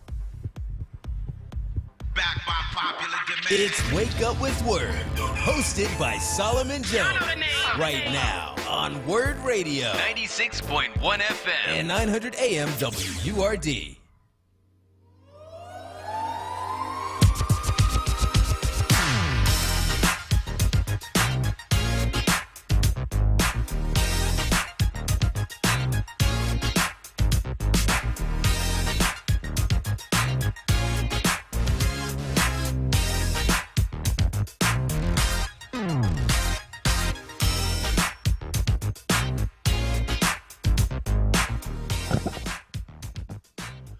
Good morning. This is Solomon Jones on 900 AM, 96.1 FM, WURD, and I want to welcome you back to Wake Up with WURD. Joining us now is Philadelphia City Commissioner Lisa Dealey. She's here to talk about mail-in ballots, and that has been big in the news in Pennsylvania lately. Commissioner Dealey, how are you? I'm good, Solomon. Thanks so much for having me on this morning. Yep, it's a pleasure. It's deep because the Supreme Court just had a ruling yesterday around Pennsylvania mail-in ballots. One party was trying to say that the ballots that the Supreme Court allowed, the state Supreme Court allowed to be counted 3 days after after Election Day should not have been counted. And of course, the Supreme Court sided with the state Supreme Court in that. So mail-in ballots are a big issue. How are they going to be handled in this upcoming election? So, we have a municipal primary election on May the 18th. And in the November election in Philadelphia, we saw about 375,000 voters voted by mail. Of those 375,000 people, a lot of people checked the box on the application to indicate that they wanted to be on the permanent list for a mail-in ballot. Okay. So if you checked the box that said you wanted to be on the permanent list for a mail-in ballot, that permanent list was only for 2020. It's an annual permanent list, which means that if you haven't already, you're going to get a letter in the mail from the County Board of Elections, and it's going to ask you whether you want to remain on the permanent list for 2021 or not. So if you voted by mail in 2020 and you want to continue to vote by mail in 2021, you want to fill out the application that was mailed to you, return it in the envelope provided, and you will automatically get a ballot for the May primary and the November general election. If you don't want to be on the permanent list and you decide that you've changed your mind and you want to vote in person, you can sign your name in the space provided on the letter and mail that back to us, and we will remove your name from the permanent list. Now, if you can always change your mind and reapply for a mail-in ballot, but if you applied and you asked to be on the permanent list, every year going forward, you're going to get a letter like this that's going to ask you if you want to receive a mail-in ballot for the elections in that calendar year. This is all new, right, for all of Pennsylvania and certainly for Philadelphia, and it's really new for us, too, because 2020 was the first year that Pennsylvanians were able to vote by mail with no excuse. So you still have the opportunity to vote by mail. You can fill out the application we mailed you. You can use the QR code at the bottom of the letter, and if you're so inclined. But you want to let us know whether you want to automatically receive your ballots for the rest of the year for the primary and the general election or not. Suppose you don't remember whether or not you put that you want to be on this permanent list. So if you don't remember, you can always call our office at 215-686-3460, and we're happy to check your status. Or you can go on our website at philadelphiavotes.com. But if you did check the box, you are going to get a letter from us because we have your information as provided by the state to let you know that if you're receiving this notice because you previously applied to vote by mail, and at the time of your application, you requested to be on the permanent list. Okay. All right. And so are mail-in ballots now going to be a permanent fixture in terms of, voting in Pennsylvania? Well, late in 2019, the legislature voted for Pennsylvanians to be able to vote by mail with no excuse. Certainly there is some activity that goes on in Harrisburg that we don't have much control over. And there's a lot of, questions and, further controversy about vote by mail. But as far as we can see, for at least the immediate future, Pennsylvanians will be voting by mail with no excuse. All right. Now, when I voted in the last election, I filled out my ballot. I put it in the secrecy envelope. I signed the outside, dated it, and then I took it to a drop-off location where I was able to drop that off and vote that way. Will we still be able to do that in this upcoming election in the primary? Well, the last election we were fortunate in Philadelphia to be the recipients of a very large grant that enabled us to do a lot of extra access items that we are still working out the details with the budget to see what we're going to be able to do this election. But there will be some opportunity for voters to get us their ballot absent using the Postal Service. And those options will be made available well in advance for you and your listeners to know what their options are. Okay, so we don't know yet. Correct. All right. Now, as of now, when you get your mail-in ballot, you have to mail it in, or can you take it to another location other than the drop-off locations that were available during the presidential? Right. So you could always take it to the County Board of Elections in City Hall, room 142, or you can drop it in the mail. But like I said, we'll have other options available as we get closer and once we start mailing out the ballots. Okay. All right. Well, we look forward to that. If people have any other questions, where can they call? They can call 215-686-3460, and we're happy to answer any questions they have. All right. Now, what's the date of the primary election that's coming up, and who's going to be on? What's on the ballot? So on May 18th, we have a primary election. You'll see the judges that are on the ballot. Supreme Court, the different state courts, Commonwealth Court, Common Pleas Court, Municipal Court, as well as the District Attorney, the City Controller. And, we're also voting for our election board officers. They're your neighbors that work the polls. every election. They sit at the table. They make sure in-person elections happen in Philadelphia. Those offices are also up for election on May 18th. All right. All right. That's City Commissioner Lisa Daly. I want to thank you, as always, for joining us this morning on WURD. Thank you, Solomon. And I just want to say, while I hear my sympathies to you and the rest of the WURD family on the passing of Mr. Cody Anderson. He was always so kind to me. So thank you very much. Thank you. Thank you so much, Commissioner. We really appreciate that. And so I want to hear from you. Give us a call.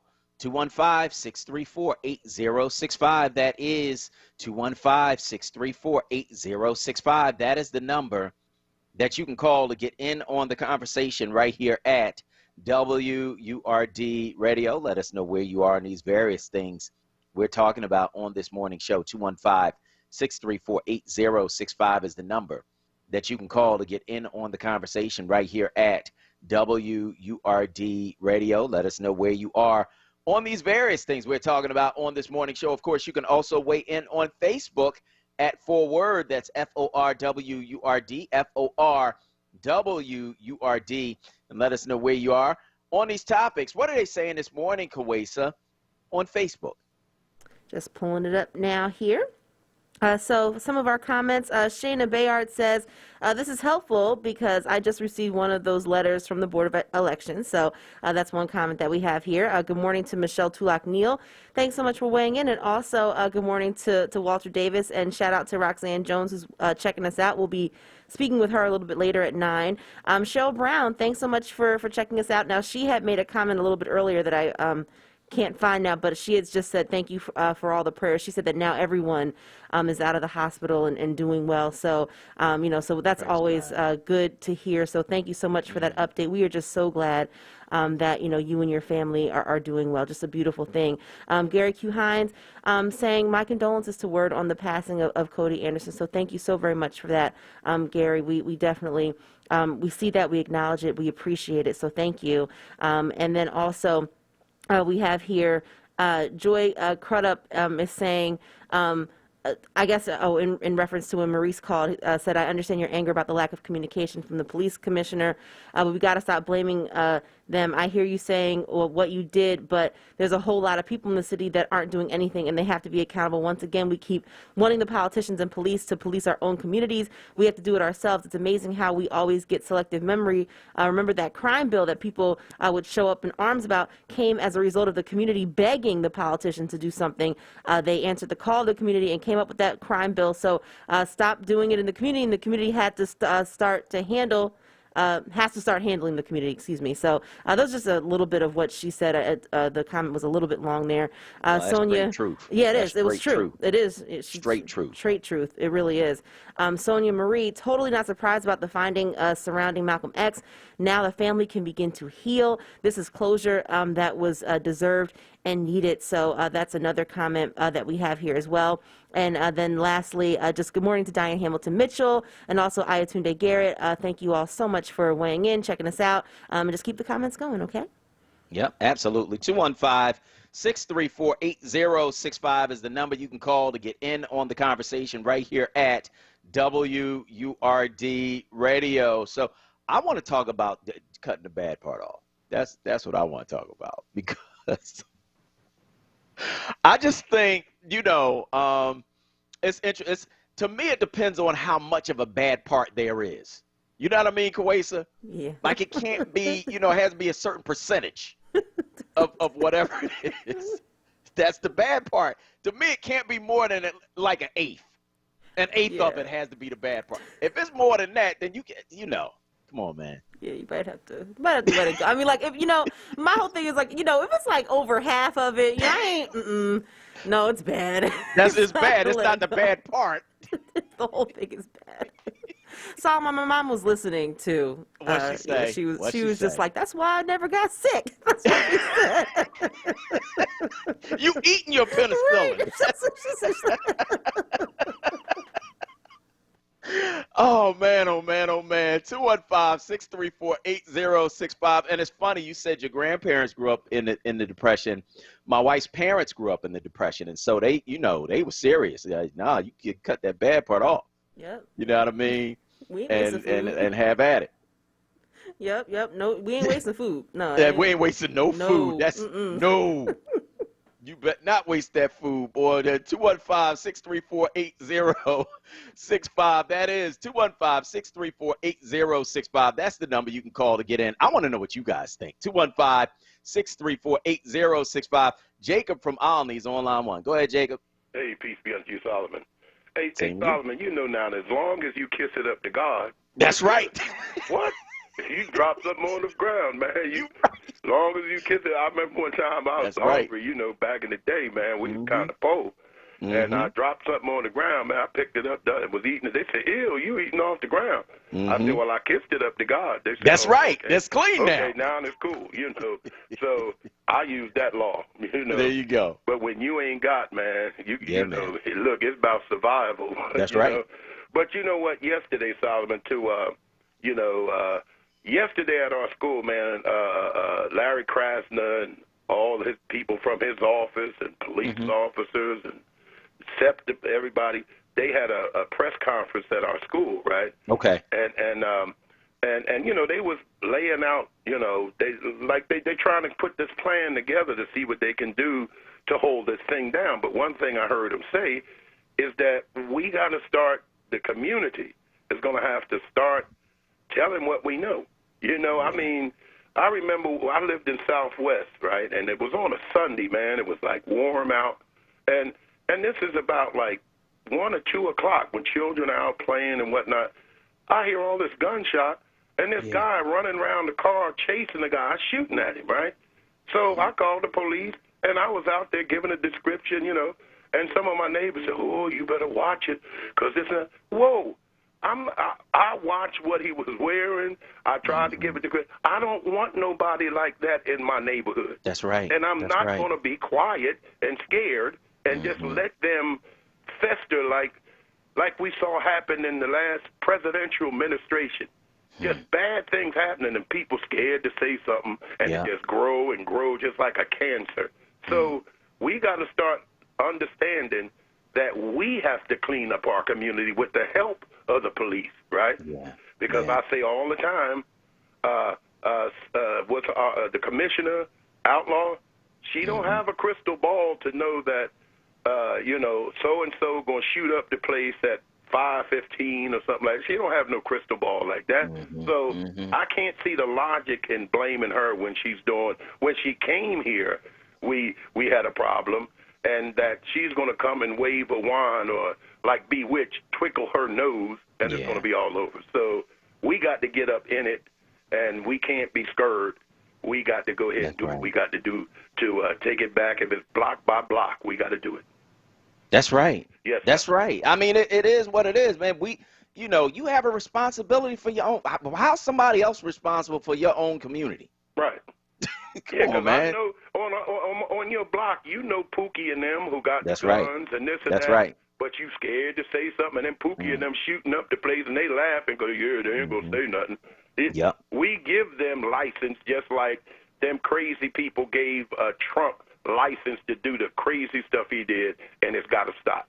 Yeah, it absolutely does. I want to thank you for your call this morning on WURD. And here's the thing for me, man, and God knows, I believe that people can change. I believe that people can be transformed. I have a faith that tells me that, right? And that has shown me that in my own life.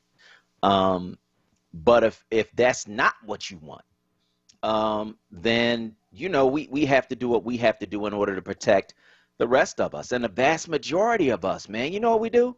We go to work every day. We pay our bills. We raise our families. We pay our taxes. Like, that's what the vast majority of people in our community do. And it's time for the majority to rule. We're going to break. On the other side, we're going to continue the show. I'm Solomon Jones. We'll be right back. Toyota proudly presents, in their own words, the late Chadwick Boseman, another HBCU-trained graduate of Howard University, spent a much too short amount of time with us. Yet, through his brilliance as an actor, He showed us and told us incredible stories and life lessons. Everybody is the hero in their own story. You know, right. like you should be the hero in your own story. You should be, you should see yourself conquering, you know, the dramatic action of whatever you're trying to do. So when you get to crisis, you know how to deal with it. You should be able to do that. And there are people that come in and help you with your story, but you have to be the person who deals with the conflicts that are in place. Nobody else can. There's no deus ex machina that's going to come in and save it for you. Even if you pray to God, God expects you to do some things. Toyota is pleased to feature African-American icons expressing themselves in their own words. Toyota, let's go places. Okay, Her's new fire potato chips and cheese curls, they are spicy. Whew, they're hottest snacks yet. Hold on. Whew. But you know, it's not just heat. There's some nice sweet and savory stuff going on too. Ooh, there's that heat again. It burns, but it burns so tasty. Ooh, that's hot. Find Her's Fire Snacks at your store today. Whew. Taste the flavor, feel the heat, break out the Her's. I went to check on Pop today. We put our hands up to the glass as if we were touching. But really, the only touching part was that we both tried to smile. That's no way to say hello or goodbye. COVID-19 vaccines are here, but until enough of us are vaccinated, we'll all still need to help slow the spread. Keep a 6-foot distance, wear a mask, and avoid indoor social gatherings. Learn more about vaccines and slowing the spread at cdc.gov/coronavirus. Brought to you by the U.S. Department of Health and Human Services. The WURD Radio Newsletter, keeping you informed, engaged, and connected. Sign up by visiting WURDradio.com. Scroll to the bottom of the page and type your email address under Connect with Us. You'll receive the latest information on WURD Radio, messages from our president and CEO, Sarah Lomax Reese, exclusive articles and multimedia content, and resources. Stay informed with the WURD Radio Newsletter. Back by popular demand. It's Wake Up with WURD, hosted by Solomon Jones. Right now on WURD Radio. 96.1 FM. And 900 AM WURD.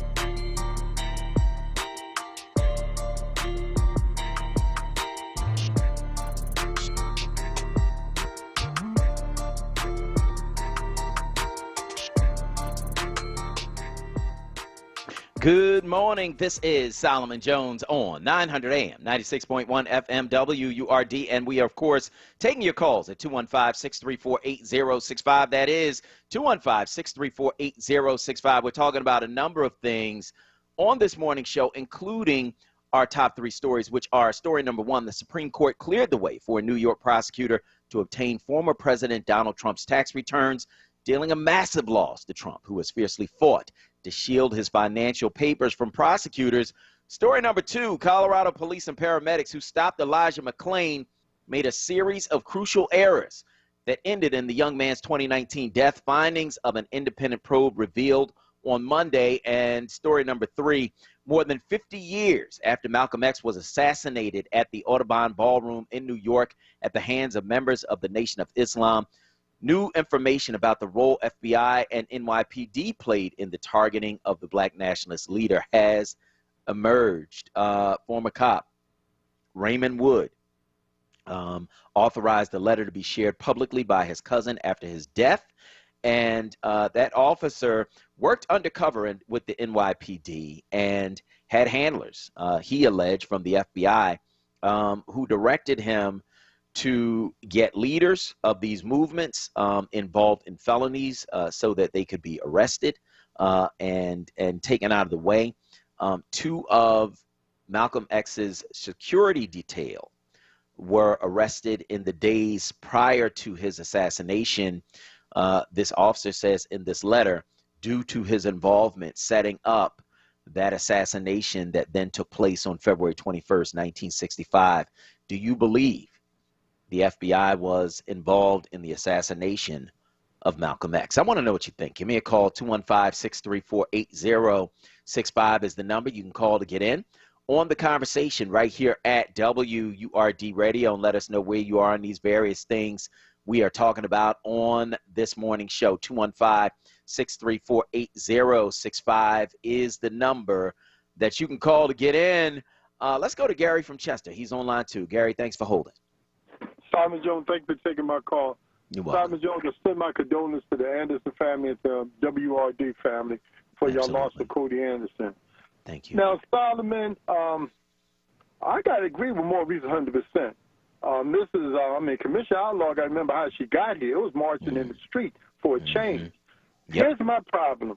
Police officers are making all this money. Detectives are making large money, getting promoted, and detecting nothing.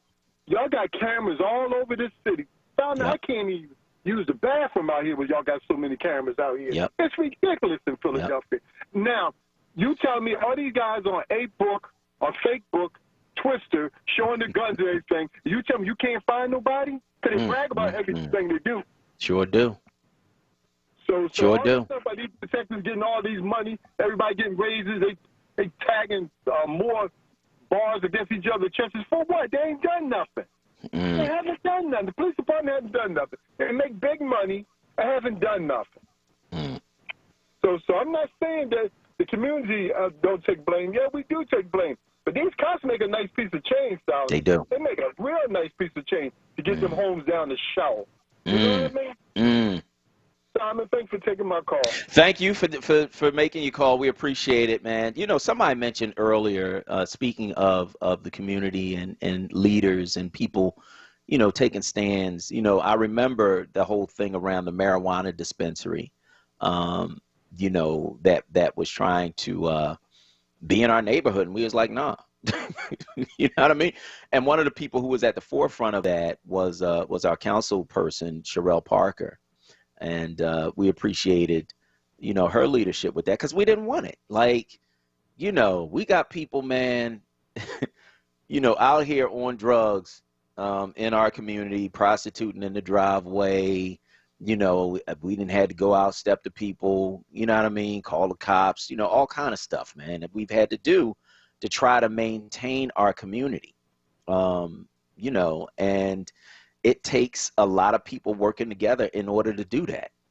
And, you know, one of the people I give a lot of credit to is my wife. She's the block captain along with our neighbor, Tanyel, and they work together in order to keep our block unified and organized. And I really think they need to take what they do, package it, and really teach other leaders in communities how to do that. You know what I mean? Because it takes neighbors, you know, working together and wanting to keep a nice atmosphere, man, in order to make that happen. It doesn't just happen by accident. Like, you need to actually know your neighbors. You need to know who's supposed to be coming and going on your block.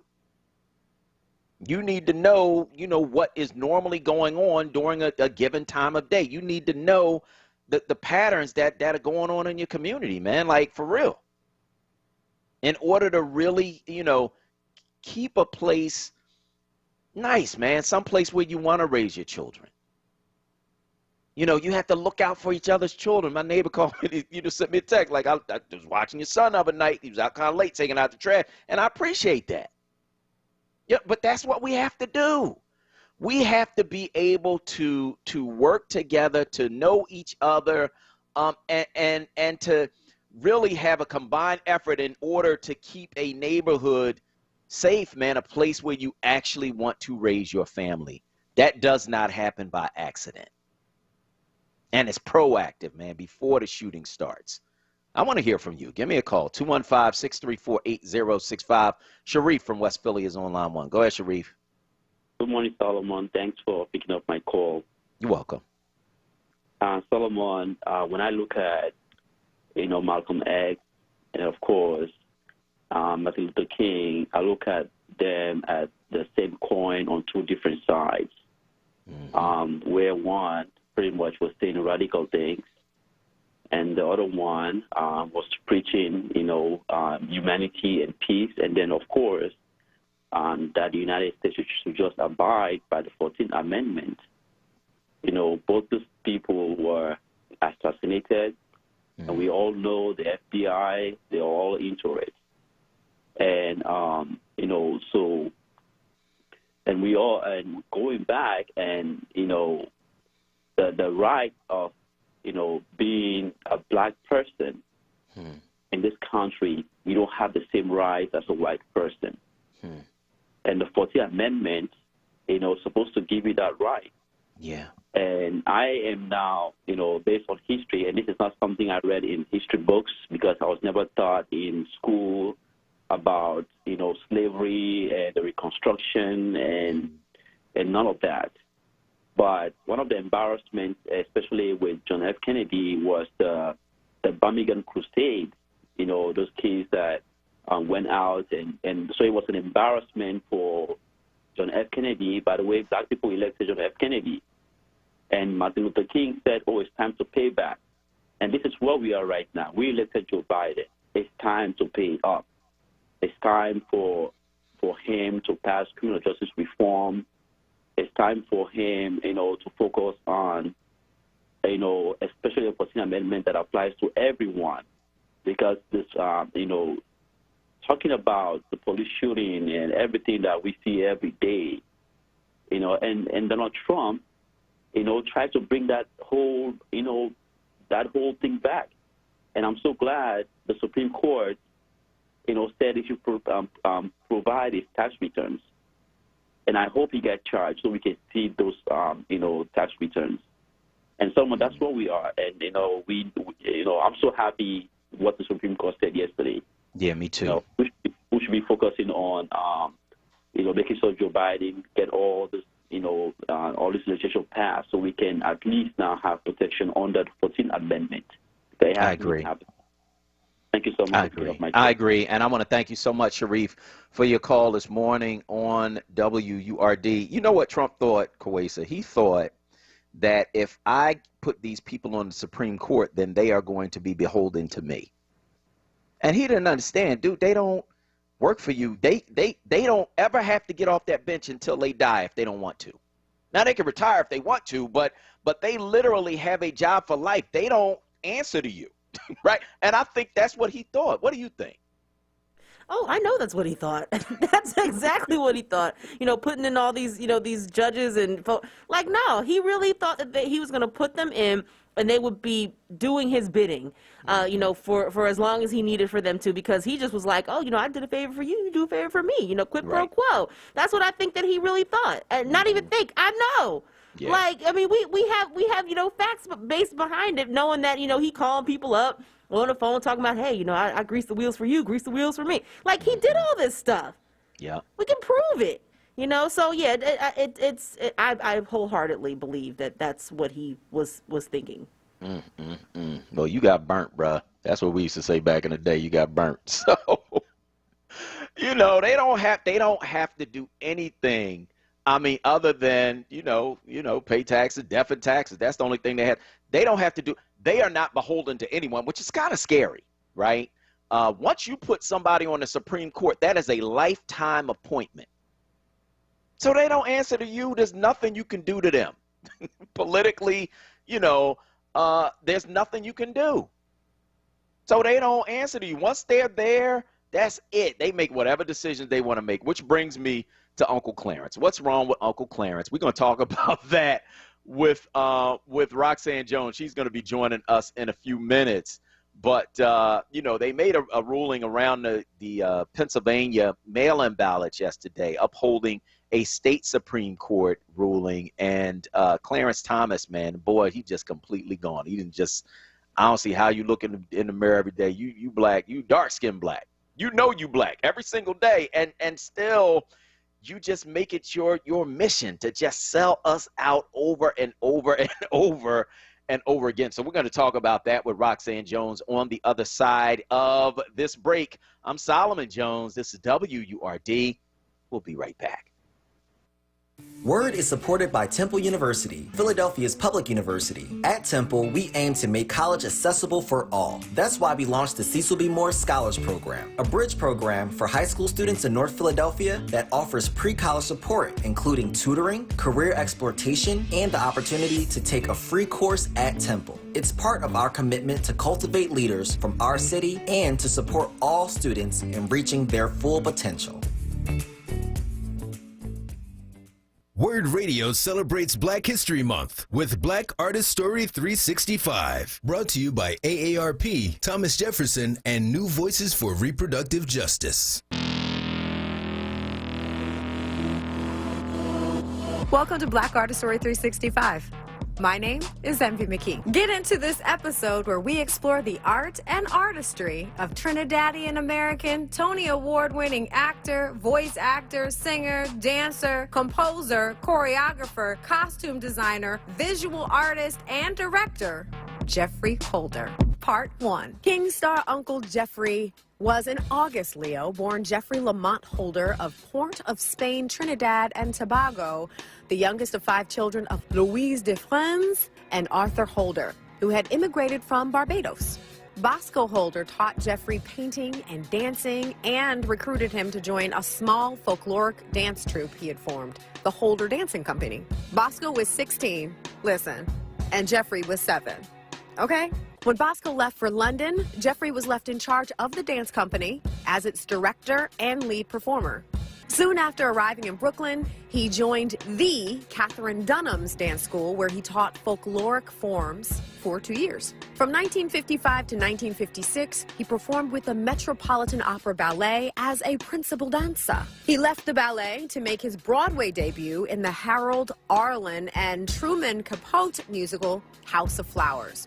While working on House of Flowers, he met Alvin Ailey, with whom he later worked extensively, and his future wife and muse, Carmen de Lavalade.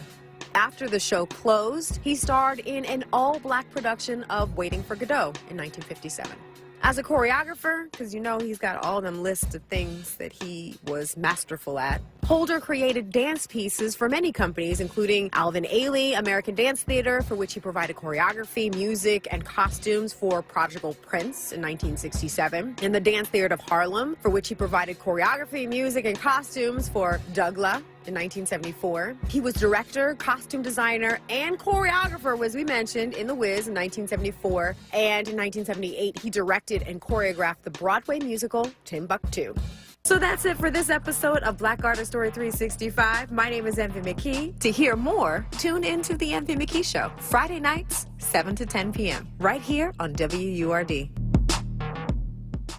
Black Artist Story 365 was brought to you by AARP Pennsylvania, Thomas Jefferson, and New Voices for Reproductive Justice. Family Therapy Vignette Moments with Dr. Lucille Ijoy.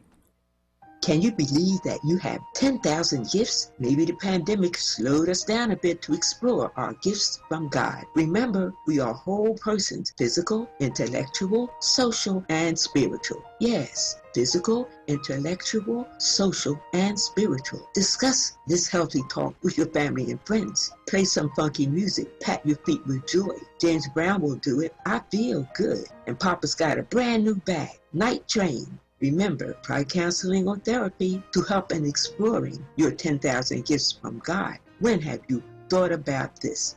A pandemic time from a loving God. Oh, you want to talk about your 10,000 gifts? Call me. Want the latest in WURD swag? Check out the shop tab on WURDradio.com. Hoodies, tees, and more in a variety of colors. The shop tab on WURDradio.com. Show the world that you're all about black. Talk Media. Celebrating Black history All day, every day. Maddie Humphreys. You can't proclaim that people have inalienable rights from a common creator and say you own some of those people. This is WURD Radio, 96.1 FM and 900 AM WURD. Philadelphia, independent black media. It's Wake Up with WURD, hosted by Solomon Jones. Good morning. Right now on WURD Radio, 96.1 FM and 900 AM WURD.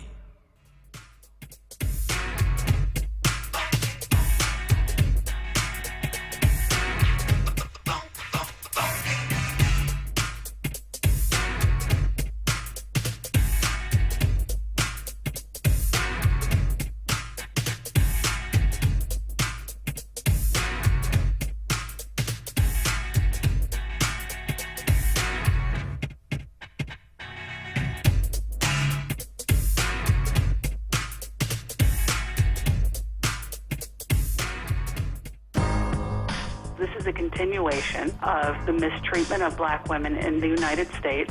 When I think of Black Lives Matter, I'm not just thinking of police brutality. I'm thinking about a whole law enforcement system screaming for reform. You can't tell me he didn't know something, and even if he didn't, he should have. And now, Roxanne Jones, live on Wake Up with Word. Good morning. This is Solomon Jones on 900 AM, 96.1 FM, WURD, and I want to welcome you back to Wake Up with Word. Joining us now is Roxanne Jones. She's a former VP at ESPN, a CNN opinion writer, Emmy-nominated producer, co-author of Say It Loud, an illustrated history of the black athlete, and CEO of the Push Marketing Group, a media strategy firm. Roxanne, good morning. Good morning, Solomon. How are you? I'm good. How are you? Excellent. That's Excellent. Good. That's no good. complaints. That's great. Clarence Thomas, and you know, I just said excellent. Now we have to go here. I'm sorry. I'm sorry, but we got to talk about him because he just makes an extra effort to sell us out. So here's what happened. The Supreme Court stopped the GOP from trying to challenge legally cast mail-in ballots from Pennsylvania. The state Supreme Court in Pennsylvania had allowed ballots that were postmarked on Election Day but received 3 days after to count as votes. And the GOP took that to the Supreme Court to try to challenge it. And the Supreme Court was like, no, y'all can't do that. You know, that's up to Pennsylvania to decide. But Clarence Thomas, in a dissenting opinion, seemed to embrace conspiracy theories about voter fraud. Here's what he said in part in his 11-page dissent. He said, the decision to leave election law hidden beneath a shroud of doubt is baffling. By doing nothing, we invite further confusion and erosion of voter confidence. Our fellow citizens deserve better and expect more of us. Does Thomas have a point? Is election law hidden beneath a shroud of doubt? What do you think? Well, just as none of the other justices, even the other two who dissented, they wouldn't sign on to Thomas's argument. I'm not signing on to that either. You know, I don't know if he has lost his mind, if he was always this, but he and his wife are diehard Trump supporters, MAGA supporters. And, you know, Thomas also used the word fraud, you know, like 25 times in his dissent.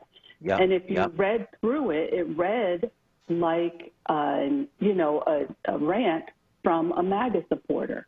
And we already know that his wife had to apologize to the other justices for supporting the MAGA rioters, the insurrectionists, as they were out there trying to overthrow our government, saying, I love the MAGA people. She was tweeting all of this support for them. They're investigating whether she helped raise money to help the insurrection.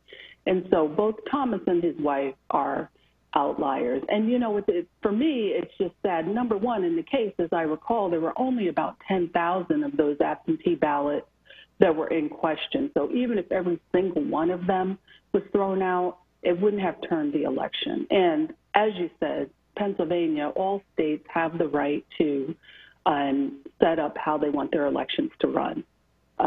So the whole case to me, and more importantly to the court, seems ludicrous just on the merits that Trump was trying to argue. But Clarence Thomas is a big problem. You know, like, I don't know whether I should be sad about him. Like, who hurt this man so much that he has, you know, so much self-hate and hate toward anything black, anything that will help the community, help us, his own people. I mean, he is really, to me, a walking example of just a damaged, self-hating, destructive black man with power in everything that he has done, everything I've read about him. So I don't know where his hurt was, but we can see that hurt people hurt other people, right? Yeah. And he's in a place to do that.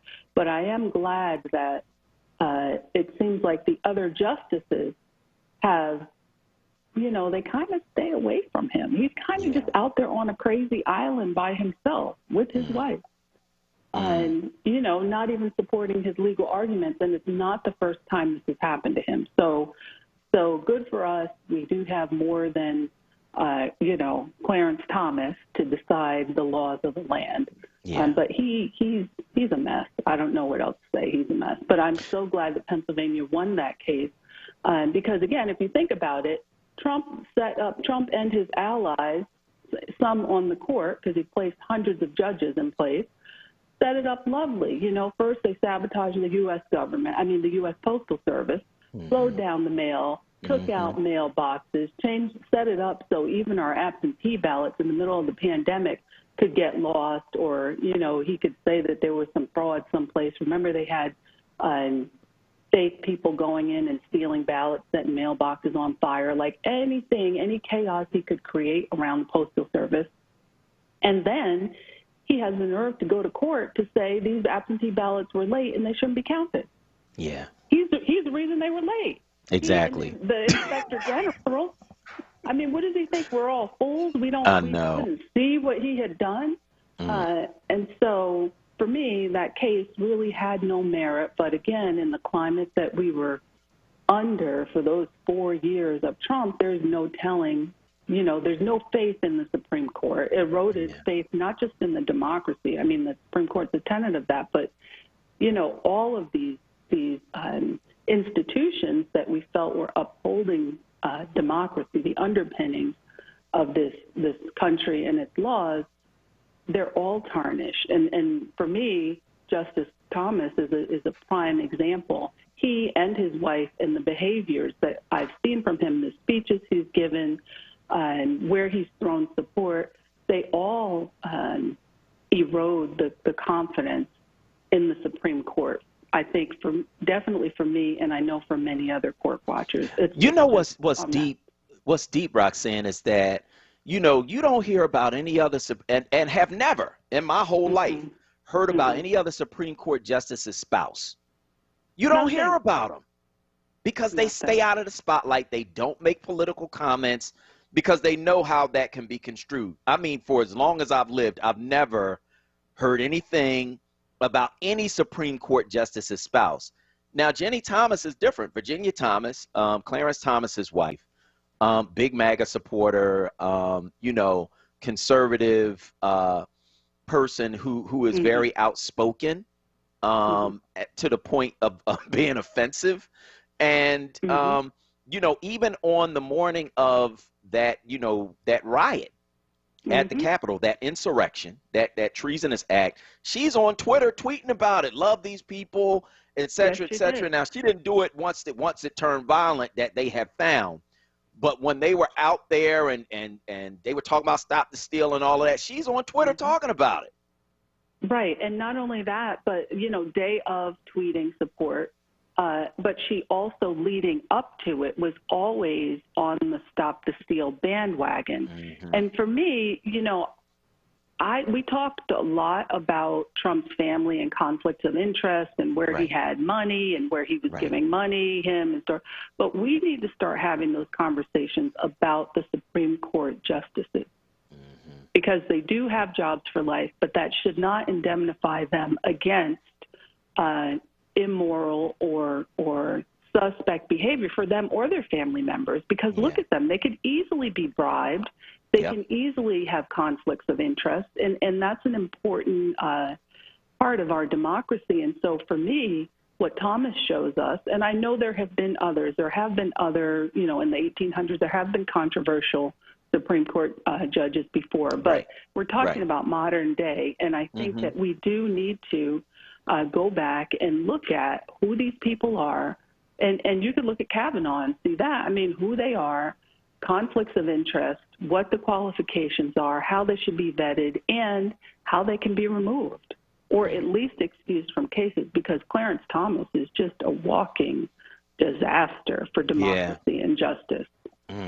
It's horrible. So I want to talk about this letter from this police officer. His name was Raymond Wood, and he was a former NYPD officer who worked undercover in the 1960s. And he said that as an undercover officer, he encouraged leaders and members of civil rights groups to commit felonies, and that he got 2 of Malcolm X's security detail locked up just prior to his assassination to clear the way for that to happen. He implicated the FBI in the plot. What are your thoughts, Roxanne? Well, you know, I saw the documentary Who Killed Malcolm X, and I remember he was, I believe they had him on camera. I think it's hard for me to praise somebody who did something so heinous, and even though he wrote a letter, coward, after he died, you know, I give him no credit for that. Because he is part of the reason Malcolm was so easily assassinated, and he aided and abetted in his murder with the FBI. And now we have this information. The public has it, right? We already had it before. Like I don't think there was. The documentary has raised the question again before the public, and we're now more attuned to these kinds of conversation, meaning Black folks. But you know, I'm not surprised because the FBI was also, if you saw the Martin Luther King, MLK, and the FBI, it's the same thing. It's all about Hoover and the FBI harassing, tracking Martin Luther King and his partners. I don't think there's been any movement. You could look at the Black Panthers. You could look back to what Ida B. Wells was talking about, how after slavery, the U.S. government, the whole idea of Jim Crow and lynching was to use murder, killing us, and lynching as a tool to keep Black people silent, afraid, and oppressed. Like, that's a playbook plan from our own government. And so I think that we sometimes forget that, you know, it's an ugly history and the pattern of the U.S. government lynching and killing Black people, assassinating us if we're, you know, people of note, and trying to lead our community out of oppression and challenging this government in a powerful way, meaning we have followers, we can turn a culture. That has always been what they've done. So I'm glad that it's being revealed, you know, for historical purposes. So we can have these conversations and no one can say, well, how do you know that? How do you know that to be true? You're just ranting, or you're, you know, like, we need the factual basis. So the letter is good for that point. MLK and the FBI is good. It was based on declassified FBI documents that had to be released after 25 years or whatever the term limits were for that. So all of these things are good as we go back and rewrite the history, the correct history. You know, as we take the lies out of history, we need these things to happen. But I think for us, we should always keep our eyes on the prize and move from the standpoint that we know that the government has and continues to use murder as a way to keep us silent and oppressed. That doesn't mean we haven't made any progress, but whenever we are having these conversations, talking about what responsibilities we have in our own communities to make them better and safer and healthier, and know that, you know, sometimes our biggest enemy and the biggest obstruction we have is our own government. And that's just what it is to be in America. That's how the country was set up, and that's what it is. And so we have to move around that fact, change from that fact, talk from that fact. And I think that makes us, all of this information makes us stronger. We don't have to waste energy debating if, who said, how do you know. That's way beyond us. That's way beyond us. So we can move beyond that and put our focus on moving forward. How do we want to see change? How do we speak these truths to power and you know, work on things that really benefit us and get rid of, try to eradicate some of this structural, systemic, generational racism and oppression that we are dealing with. Yeah, when we look at the age of Malcolm X and Martin Luther King and the FBI really monitoring these groups, and you know, it's interesting because now you have a new administration coming in, and certainly, you know, some of those elements still there, still embedded, right? But you have Merrick Garland saying things like, well, maybe we need to investigate these police departments that are killing Black people. Right? The incoming attorney general. Maybe we need to look at at white supremacy, which has been identified as a threat to the country itself, right? Maybe we need to look at that. And so this is what I want to see. I want to see them following them, infiltrating them in the same way that they followed and infiltrated the movements that King led, the movements that Malcolm X led, the movements that Stokely Carmichael led. Like, I want to see them do the same thing to them that they did to us, because right now that they're a threat to all of us. If you saw what happened January 6th, this is so much bigger than, you know, these are a bunch of racists with Confederate flags and stuff that don't like the fact that black people won the election for Joe Biden, right? That's part of it. But the other part of it is that they are willing to tear down the whole country. That means everybody. That means all of us are threatened by what they are doing. And so I believe that certainly the FBI was probably involved in what happened with Malcolm X. They were following him and surveilling him. So of course they are involved, right? But I want to see them involved in doing the same thing to these white supremacists. That's what I want to see. Well, you know, that would be nice, Solomon, but we already saw how they treat. I think that's a tough corner to turn, right? We want to see that. That's what we call equal justice, right? This thing that we keep talking about, and you know, that it's nebulous to define, but that would be equal justice. And I think that's tough to get to because we've seen time and time again how white supremacists, white terrorists are dealt with. Dylan Roof, the insurrectionists, took the Burger King. You know, we've seen how the government deals with them. So we already kind of have those answers. But we got a new administration. We'll see. I mean, you know. Yeah, we do. No, we do. Garland is good to talk about it. Eric Holder didn't just talk about it, but he and President Obama started investigating and reforming these police departments.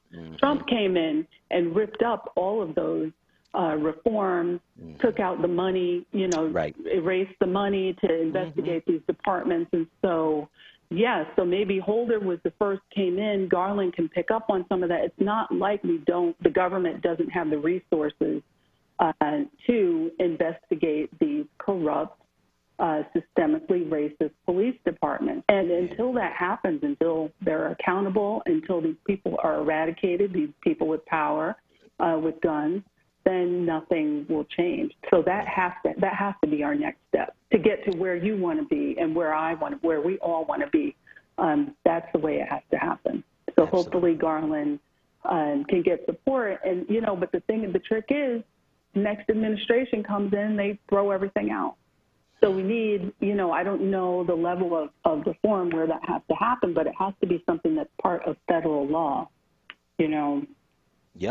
Yep, absolutely. So we'll see. We're trying. We're trying. We're slowly, baby steps getting there, and having the conversation and revealing the truth, I think, are the first.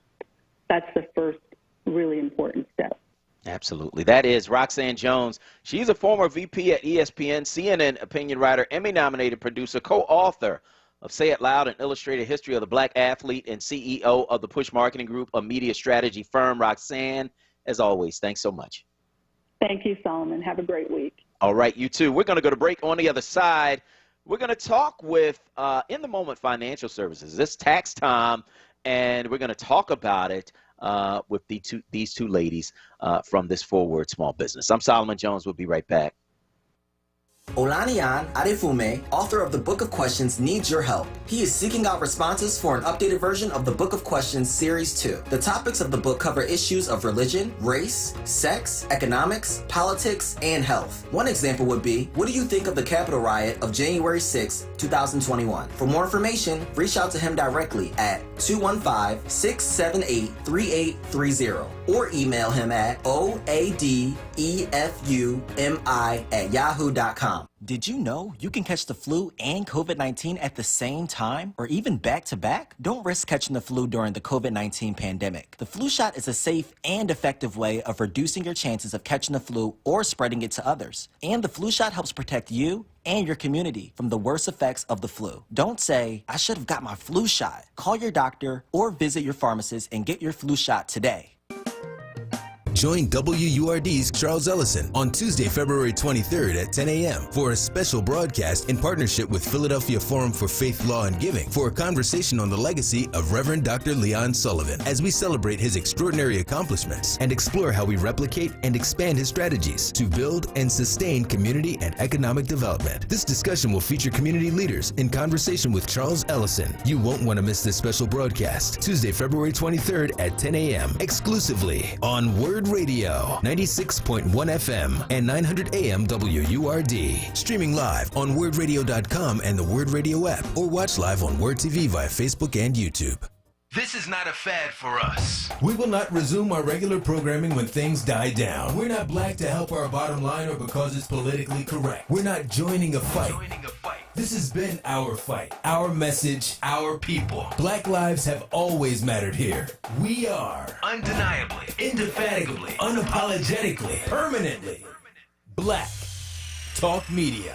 WURD.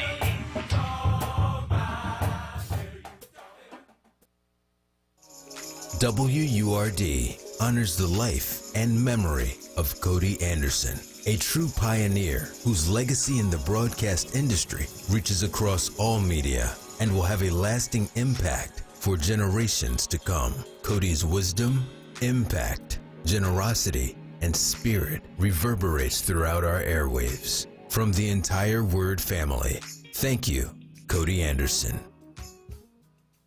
This is WURD Radio, 96.1 FM and 900 AM WURD Philadelphia. Streaming live on WURDradio.com, the WURD Radio app, or watch live on WURD TV via Facebook and YouTube. WURD Radio, independent Black media. You're waking up with WURD, hosted by Solomon Jones. Good morning. Right now on WURD Radio, 96.1 FM and 900 AM WURD.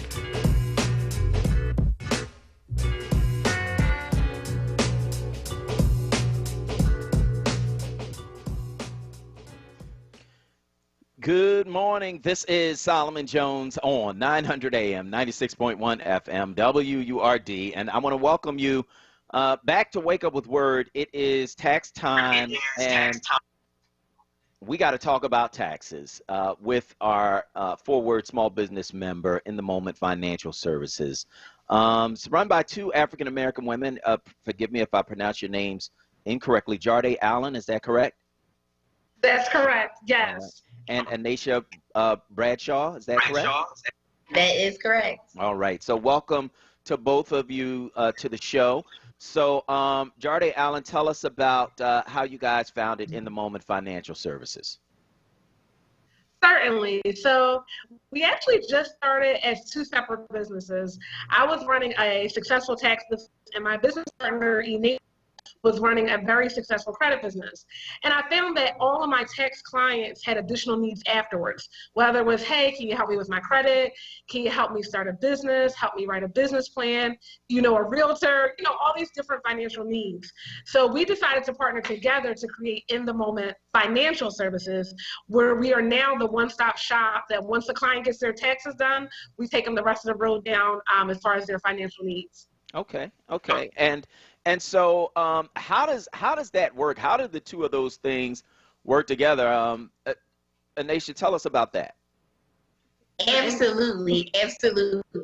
So listen, when I met Jarday, I actually came to her and I was like, hey, I think it's an opportunity to refer each other, our clients to one another. You know, taxes is definitely something that everybody has to deal with, but a lot of people also have bad credit, unfortunately, and these clients that we have actually absolutely can get the home, use their taxes as a down payment on their home, because a lot of people have trouble saving it up, right?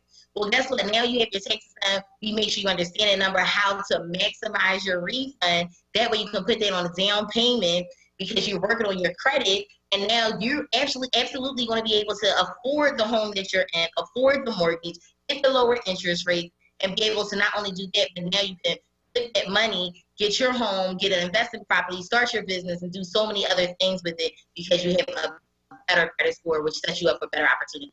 You mean you don't tell people just run to the mall and buy some clothes? They probably did, but I'm real deal with them. I tell them I'm real deal, Holyfield. I will give it to you. I will hold your hands through the process, but I'm not going to enable you to do something to hurt you, your family, or your legacy. I'm going to hold your hand and I'm going to be your coach all the way through so we can see your goal through fruition. To have not just that test, but that testimony at the end. And you got to think too, Solomon, you hit a great point. For so long in our minority communities, we were just given a refund number, right? They tell you your refund number and they send you back out. These big box companies, they come open up in our communities, they make millions of dollars off our people, but they give them no information. They tell them a refund number and that's it. There's no direction given for how should you invest it, how could you flip it, right? And there's definitely no strategy given for how you can use the tax code to benefit you going forward. So that's really why we partner. That's our mission. Our heart is to be able to communicate to the minority community that it's not just about a refund number. It's about what happens after you get that number. Yeah, I think that's important because you know we get these you know bulk payments back from our taxes, and a lot of times we're already behind on stuff, and so you know we end up not being able to maximize how that works. So tell us about some of the tax breaks that people in our community miss because they just don't know about it. Jarday. Yeah, certainly. So first and foremost, the tax code shifts every single time that we have a new administration in the White House, right? So when we had Obama in the White House, the entire tax code, and this is for free, y'all, the entire tax code was in favor of W-2 employees. So you could write off your work boots, you could write off your transfers going back and forth to work, all those different things. Well, when President Trump came into office, the tax code shifted to where it was highly in favor of small business owners. Mm-hmm. Well, little did he know that there's this huge pipeline of minority small business owners coming through the pipeline who were also able to take advantage of that tax code. So the direct answer to your question is right now, as the tax code stands, the biggest tax break you can get is having some form of self-employment. I don't care if you're driving for Uber, for Lyft, I've done them all.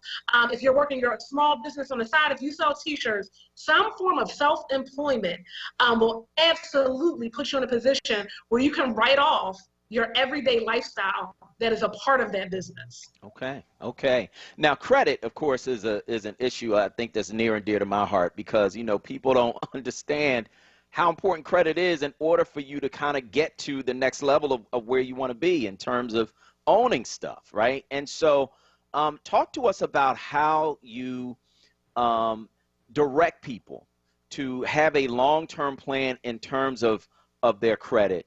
Anisha. I love that you said long-term plan, Solomon, because that's what makes In the Moment different.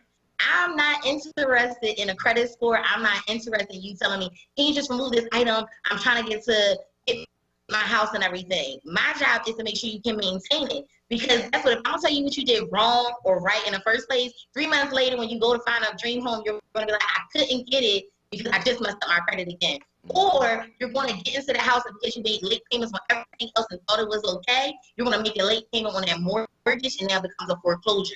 So my job is to teach you how to maintain the credit, maintain the home, the car, everything else you're going to get, because most of us don't know, right? We're just so, oh, I need my score to be great. But Solomon, a lot of people don't know you can be in the 700 club and still get denied because the credit profile is not clean. So I absolutely will give a free consultation to anybody and their mother to make sure that they understand what's on their credit profile and how it affects them and what they need to do. I don't care if they're going to go along with us, they're going to do it on their own or go somewhere else. I need the financial literacy piece for us minorities to know that if I just do this one right thing, because most people don't know that one late payment on one account, just one, can bring you down anywhere 50 to 100 points. So if I get you in the 700 club, you still are making late payments. Now you're down 100 points. So now you're back in the 600 club getting denied. We didn't work this hard for us to be able to, you know, go backwards. We're trying to go forward together, and that really begins and ends with education. And speaking of education, one more question I want to ask you about credit, because, you know, you might not get denied, but they might give you a loan that you're paying, you know, a whole lot more for in terms of interest than other people because your credit is bad. Talk about that a little bit. Oh, I love that. So a little bit about my background, Salem. I actually was in car sales. I used to sell cars. I worked in the finance department, you know, worked in higher education with student loans. And I would see these outrageous interest payments and people paying, you know, for a luxury vehicle. I can be paying less than a person that has a small hoopty, you know, down the street, you know, breaking it down every other day. And then people are like, well, how do you do that? A part of my testimony and story is I was able to buy a home, a six-figure home at that, for only $700 down. You know, people think that I need to save a lot of money, or absolutely, only way I can get a house is to pay a lot of interest. And most people don't know that all it takes is maybe you're only 100 points away from having a good credit score, from having a better interest rate. Maybe it's just 50 points away. Most people don't know what they need to do. And I think that's the key to our consultation. If I can look at your specific profile, because it's, I tell people it's like losing weight, right? You can't go to a gym and say, oh, we're all going to do the same workout and we're all going to get the same results. That's not how it works. You have to eat differently for your body. You have to, you know, work out differently to get the results you're looking for. Same thing with your credit. It's not just the end-all be-all one thing you can do and everybody's credit score is going to shoot up. Be careful of those things that you hear people doing all the time, because those are the things that usually hurt you in the end. They're Band-Aid fixes, and then they come. What I would tell you, okay, you're breaking up a little bit. You're breaking up a little bit, and I can't. But I got what you said about be careful of a one-size-fits-all fix. So I appreciate that. I do want to talk about taxes before we go, because we are starting to get our W-2s and 1099s and all of that paperwork that you need in order to get your taxes done. Jarday Allen, what is the biggest piece of tax advice that you can give to people as they prepare to get their taxes done this year? Sure. So the biggest piece of advice that I would highly recommend is connecting with the tax professional now. So connecting with the tax professional, some of them charge for their consultations. We at In the Moment Financial Services, we do it free.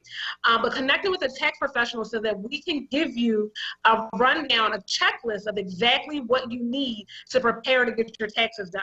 2020 was a year like no other. So for those who typically do their own taxes, or they just go to a cousin, this wouldn't be the year to do that, right? So we want to make sure that you have every single form you need to file your taxes, because what you don't want to do is file your taxes and then 2-3 weeks later a letter comes in the mail that should have been a part of your taxes. Now you're stuck, right? Now you have to pay for someone to fix your taxes. So the biggest piece of advice I have is to book your free consultation with In the Moment Financial Services. Talk to a tax professional. Let us at least guide you on what items you should be preparing to put together to put on your tax return. All right. So what's a number and a website where people can reach the two of you? Absolutely. So you can book your free consultation for credit, for taxes, for bookkeeping, business planning, you name it, at www.inthemoment101.com. Again, that website is www.inthemoment101.com. The best phone number we can be reached on is 610-222-6150. Again, that's 610-222-6150. And Solomon, we are here 7 days a week. We are committed fully to our clients, and so you can reach out to us either way. All right. And we do accept text messages as well. So those who just want to text, we accept it as well, and we'll make sure that we help you. We accept virtual appointments nationwide and also in-office appointments if you just need that one-on-one, right in the office experience.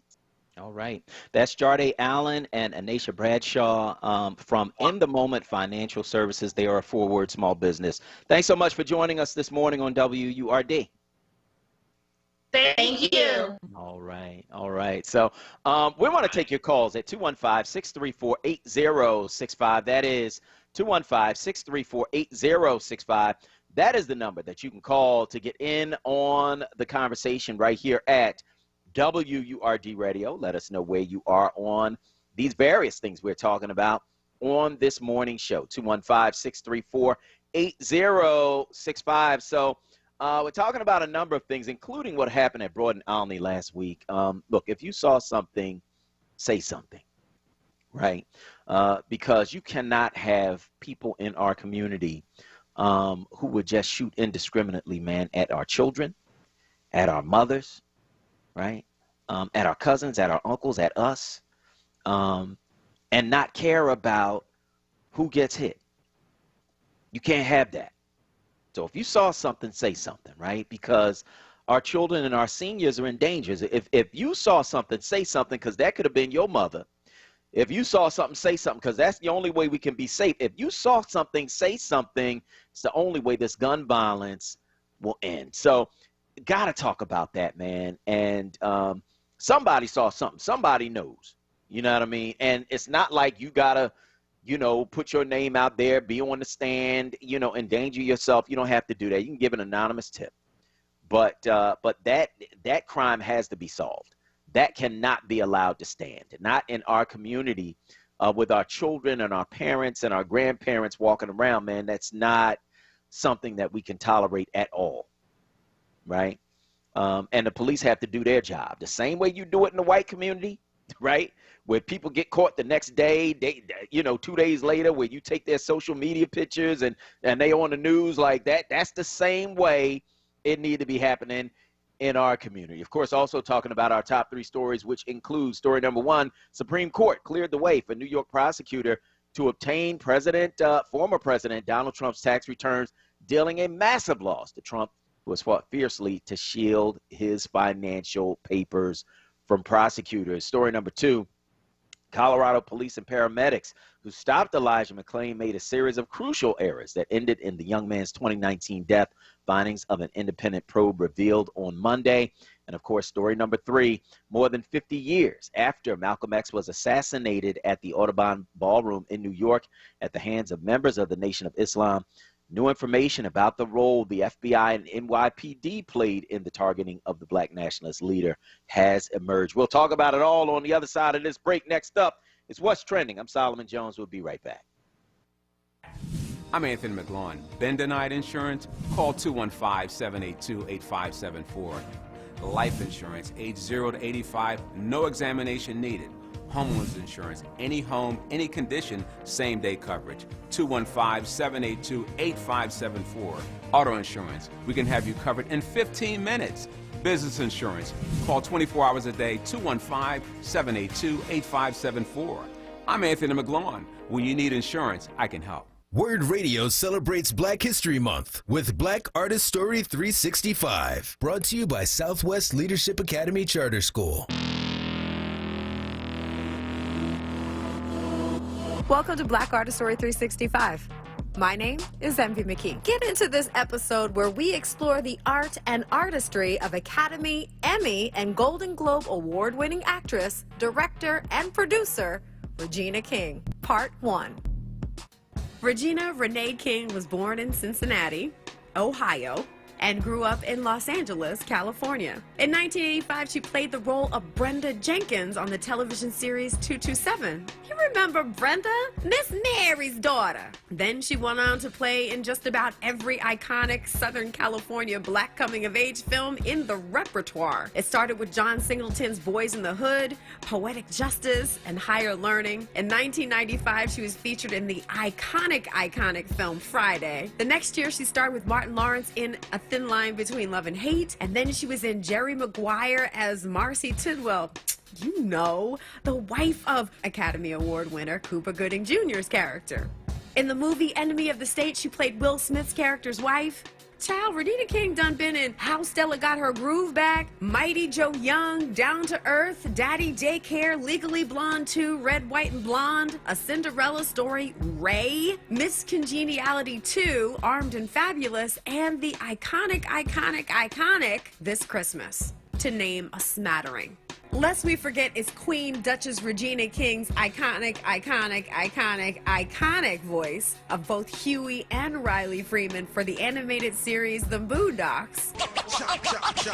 For the culture.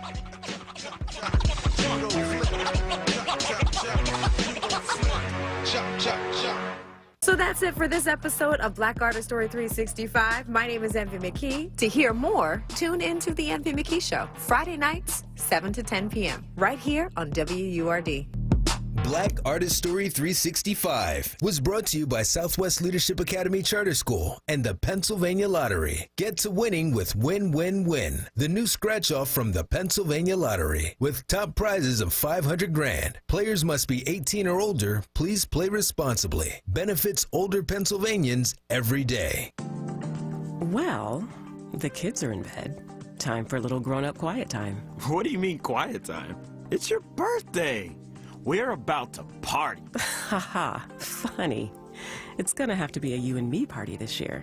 You know we can't have anybody over. Well, your mom and dad are coming from Florida. Sis will be here from California. Oh, and a couple of old friends from just about everywhere will be showing up. They should all be here about now. COVID-19 has changed the way we do things, for now. But social distancing doesn't mean you can't be social. COVID-19 doesn't have to keep us apart. Friends and family are finding new ways to be together, especially with how hard it's hitting the black community. Vaccines are here, but until enough of us are vaccinated, we still have to be down with slowing the spread. Keep a 6-foot distance, wear a mask, and avoid indoor social gatherings. Learn more about vaccines and slowing the spread at cdc.gov/coronavirus. Brought to you by the U.S. Department of Health and Human Services. Back by popular demand. It's Wake Up with Word, hosted by Solomon Jones. Right now on WURD Radio, 96.1 FM and 900 AM WURD.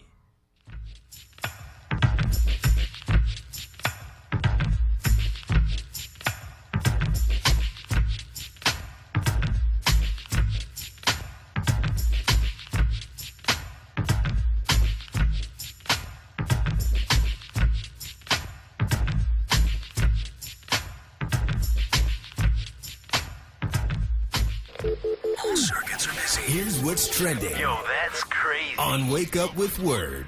Black history fact, Quincy Jones hits the history books as the most nominated artist in Grammy history. He has scored a total of 79 nominations and 27 awards. Not surprisingly, he was presented with the Grammy Legend Award back in 1992. Jones is also one of the founders of the Institute of Black American Music. And last week in Plano, Texas, a black teen was arrested and spent the night in jail. His crime? Walking home from work. That's right, 18-year-old Rodney Reese was heading home from work when he was stopped by officers from the Plano Police Department who were responding to a welfare check. Since then, the charges have been dropped, but the teen said he was made to feel like a criminal. And WAP, the sexually explicit hit song by Cardi B and Megan Thee Stallion, is a symbol of women taking charge and speaking their minds, to Rep. Maxine Waters. In a recent conversation, Rep. Waters seemed to surprise Meg when she was asked about what music encourages her, and she brought up WAP. Auntie Maxine also said Cardi and Meg should be commended for spearheading a feminist movement in hip-hop, and that is what's trending. All right, so that's what's trending right here on WURD Radio. I want to hear from you. Give us a call, 215-634-8065. That is 215-634-8065. That is the number that you can call to get in on the conversation right here at WURD. You know, here's where I am, right? Because, you know, on the whole WAP thing, what does WAP stand for? Wait, can you We can't say that on there. Oh, okay. No, So that's one. and then the other thing is this. Cardi B don't even let her own daughter listen to her music. You know, like, I have daughters, right? I have two. My oldest daughter now is 28, right? So I'm dating myself. But when they little, I'm not letting them listen to that. And I'm not letting them listen to the stuff that men are saying either. I'm not letting them listen to that because I don't want them to think that that's the only thing that makes them powerful or that's the main thing that makes them powerful. Although, well, I just don't want them to think that. I want them to really believe that they're my, and it's funny because I just talked to my daughter yesterday, right? My daughter is, attending college online. She's working, 2 part-time jobs because she wants to, is looking at another job, right? And I told her, you know what, I'm proud of you. I'm proud of you because you will never need a man to take care of you. You might want him, but you ain't never going to need him. And that's power. To me, that's power. Your power is that you can provide everything for yourself that you will ever need in life, right? Without having to depend on somebody else who might use that to be abusive, who might use that to belittle you, who might use that to demean you, like, and certainly, sex is power, and women have that and have always had that, and that's the truth. But for my children, I just want them to know that their power comes from so much more than that, and that's just where I'm at as a dad, right? I don't want my kids listening to that, so. That's where I'm at. And I know Cardi said, I make my music for adults, not for kids. And that's cool. But, it's something to be said for you don't even let your own kids listen to what you do. 215-634-8065. That is 215-634-8065. Let's go to Olanian from Nicetown on line 1. Go ahead, Olanian. Good morning. I listen to many of the things you speak about every day. And I also hear similar issues on other stations and with people that I know. I'm wondering, or I'd like to know, what do you think of how crimes and immorality can be really significantly reduced if parents start teaching their children, if teachers and parents start teaching youngsters how to be more worldly, to know how did everything turn out to be economically, where did America came from, what was slavery, what was women's rights and everything. Make people more worldly.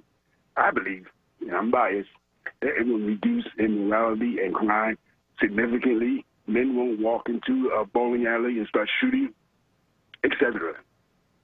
Well, that wasn't a man that did that. That was a boy in more ways than one. He's 17 years old, and it's unfortunate. But here's what I think. And as parents, and I've learned this, man, in my own journey as a parent, we don't know everything. We don't know the majority of things. The main thing that you can give your kids, man, to make them be successful is love. And so, even when you don't necessarily know the answer, you act out of love for your children. Even when you don't necessarily know what to tell them, what to do, what the right way is, you act out of love. And when they know that you love them, then they are more likely to follow you, to hear what you're telling them, to listen to you. Now, ain't no kid always going to do what you tell them to do. They're just not. They are their own people, and they are going to make mistakes. They are going to rebel. They are going to, go in their own direction. They are going to turn in a way that you might not want them to. But if they know that you love them, then they'll come back to you, because they know that you love them. And so, for me, that's That's the answer to parenting, man. You act out of love. No matter what you do, you act out of love and let the chips fall where they may. That's where I'm at on that. So, Olanian, I want to thank you for your call this morning. You're welcome. On WURD. Yeah, go ahead. I said you're welcome. Okay. Thank you, man. Let's talk to Sister Murray from University City on line 2. Go ahead, Sister Murray. Good morning, Solomon, Word family. Mm-hmm. I'd like to pay my respects to Mr. Cody and his family and to the Word family. Solomon, you know, we're dealing in a world that is full of hate. We're going through trauma. Our kids are going through trauma. You know, what happened is the woman in Macy's, you know, it's unbelievable. And that sometimes when I watch the news and I watch what's going on in the world, sometimes I can't breathe. I can't breathe because I can't believe that this is America, the United States that we live in. Yeah. But I remind myself that I cannot let anybody take me back to a place that I prayed my way out of. And Solomon, you're doing a great job. Continue to keep the Man Up program. We need this desperately for women and men. We got to make them better people than where they are because everybody can change. God bless you. Have a good day. God bless you, too, and thank you so much for your call this morning on WURD Radio. And that reminds me, Man Up PHL's mentoring session, of course, taking place tonight at 6 on Facebook Live, so you can check us out there. And if you want to get involved in what we do, you can certainly go to manupphl.org and let us know. Joyce from Frankfurt is on line 4. Go ahead, Joyce. Good morning, Solomon. Good morning. I think we're the only race of people whose crime is racialized. We're the only race of people who's expected to solve the crime in our own community. When you had a rash of school shootings, nobody blamed the white community and said they don't know how to parent or they know who Ken is and all this stuff. We're the only race of people who are we need help from the government. If we was able to solve the crimes in the community, it would have been solved. We need help. We need the police. We need the government to help. Whenever white people commit crimes, they talk about laws. They don't talk about the white people should solve the crimes in their own community. Would you agree? Well, I hear what you're saying. I think that the police work harder, quite frankly, in white communities. I do. I think that they put more worth on white life. And so I think we all have a role to play. I think that the people certainly have a role to play in our communities, but we do. We pay the police. We pay the DA. We pay, other investigative agencies to do their jobs, and we need them to do their jobs. Now, we can certainly do our part, but we pay them to do their jobs. But I'm sorry, I'm nervous, but I'm trying to get it out. That's all right. But white people are not attacked personally. Like, white people know who the Kens are, because a lot of times when these people commit murder, a lot of times they come from other neighborhoods. You don't know who they are, so that's a stereotype. Say we know all the Ray-Rays and Poo-Poos. That it's a stereotype. To say that about the black community, when all the school shootings, nobody attacked white people. Well, actually, they did. They said they were actors, crisis actors. One woman got elected to Congress doing that mess. Marjorie Taylor Greene talking about that didn't really happen. They actors, like it was just, and people have lost their kids in these shootings. But I hear you, and I think you're right. I think that that's part of the issue. Is that there is this feeling that black people aren't doing enough, in our own communities, and in some ways we're not. But I think there are a lot of people who are out on the front lines who are working on these issues, and we have to lift them up and support them as they do that. But I also think all of us have a part to play. And so I want to thank you so much for your call this morning on WURD, and we certainly appreciate it, and I appreciate each and every one of you. Man, 3 hours just went. I want to thank all of our guests who joined us on today's show, including Dr. Delana Wardlaw, Dr. Elena McDonald, CNN commentator Roxanne Jones, Philadelphia City Commissioner Lisa Dealey, plus Jarday Allen and Anisha Bradshaw of In the Moment Financial Services. And I want to thank each and every one of you. And now, for super producer Kawesa Mathis and everyone here at WURD Radio, I am your host, Solomon Jones, saying stay tuned for Reality Check with Charles Ellison, and tune in tomorrow at 7 for more Wake Up with Word. Peace.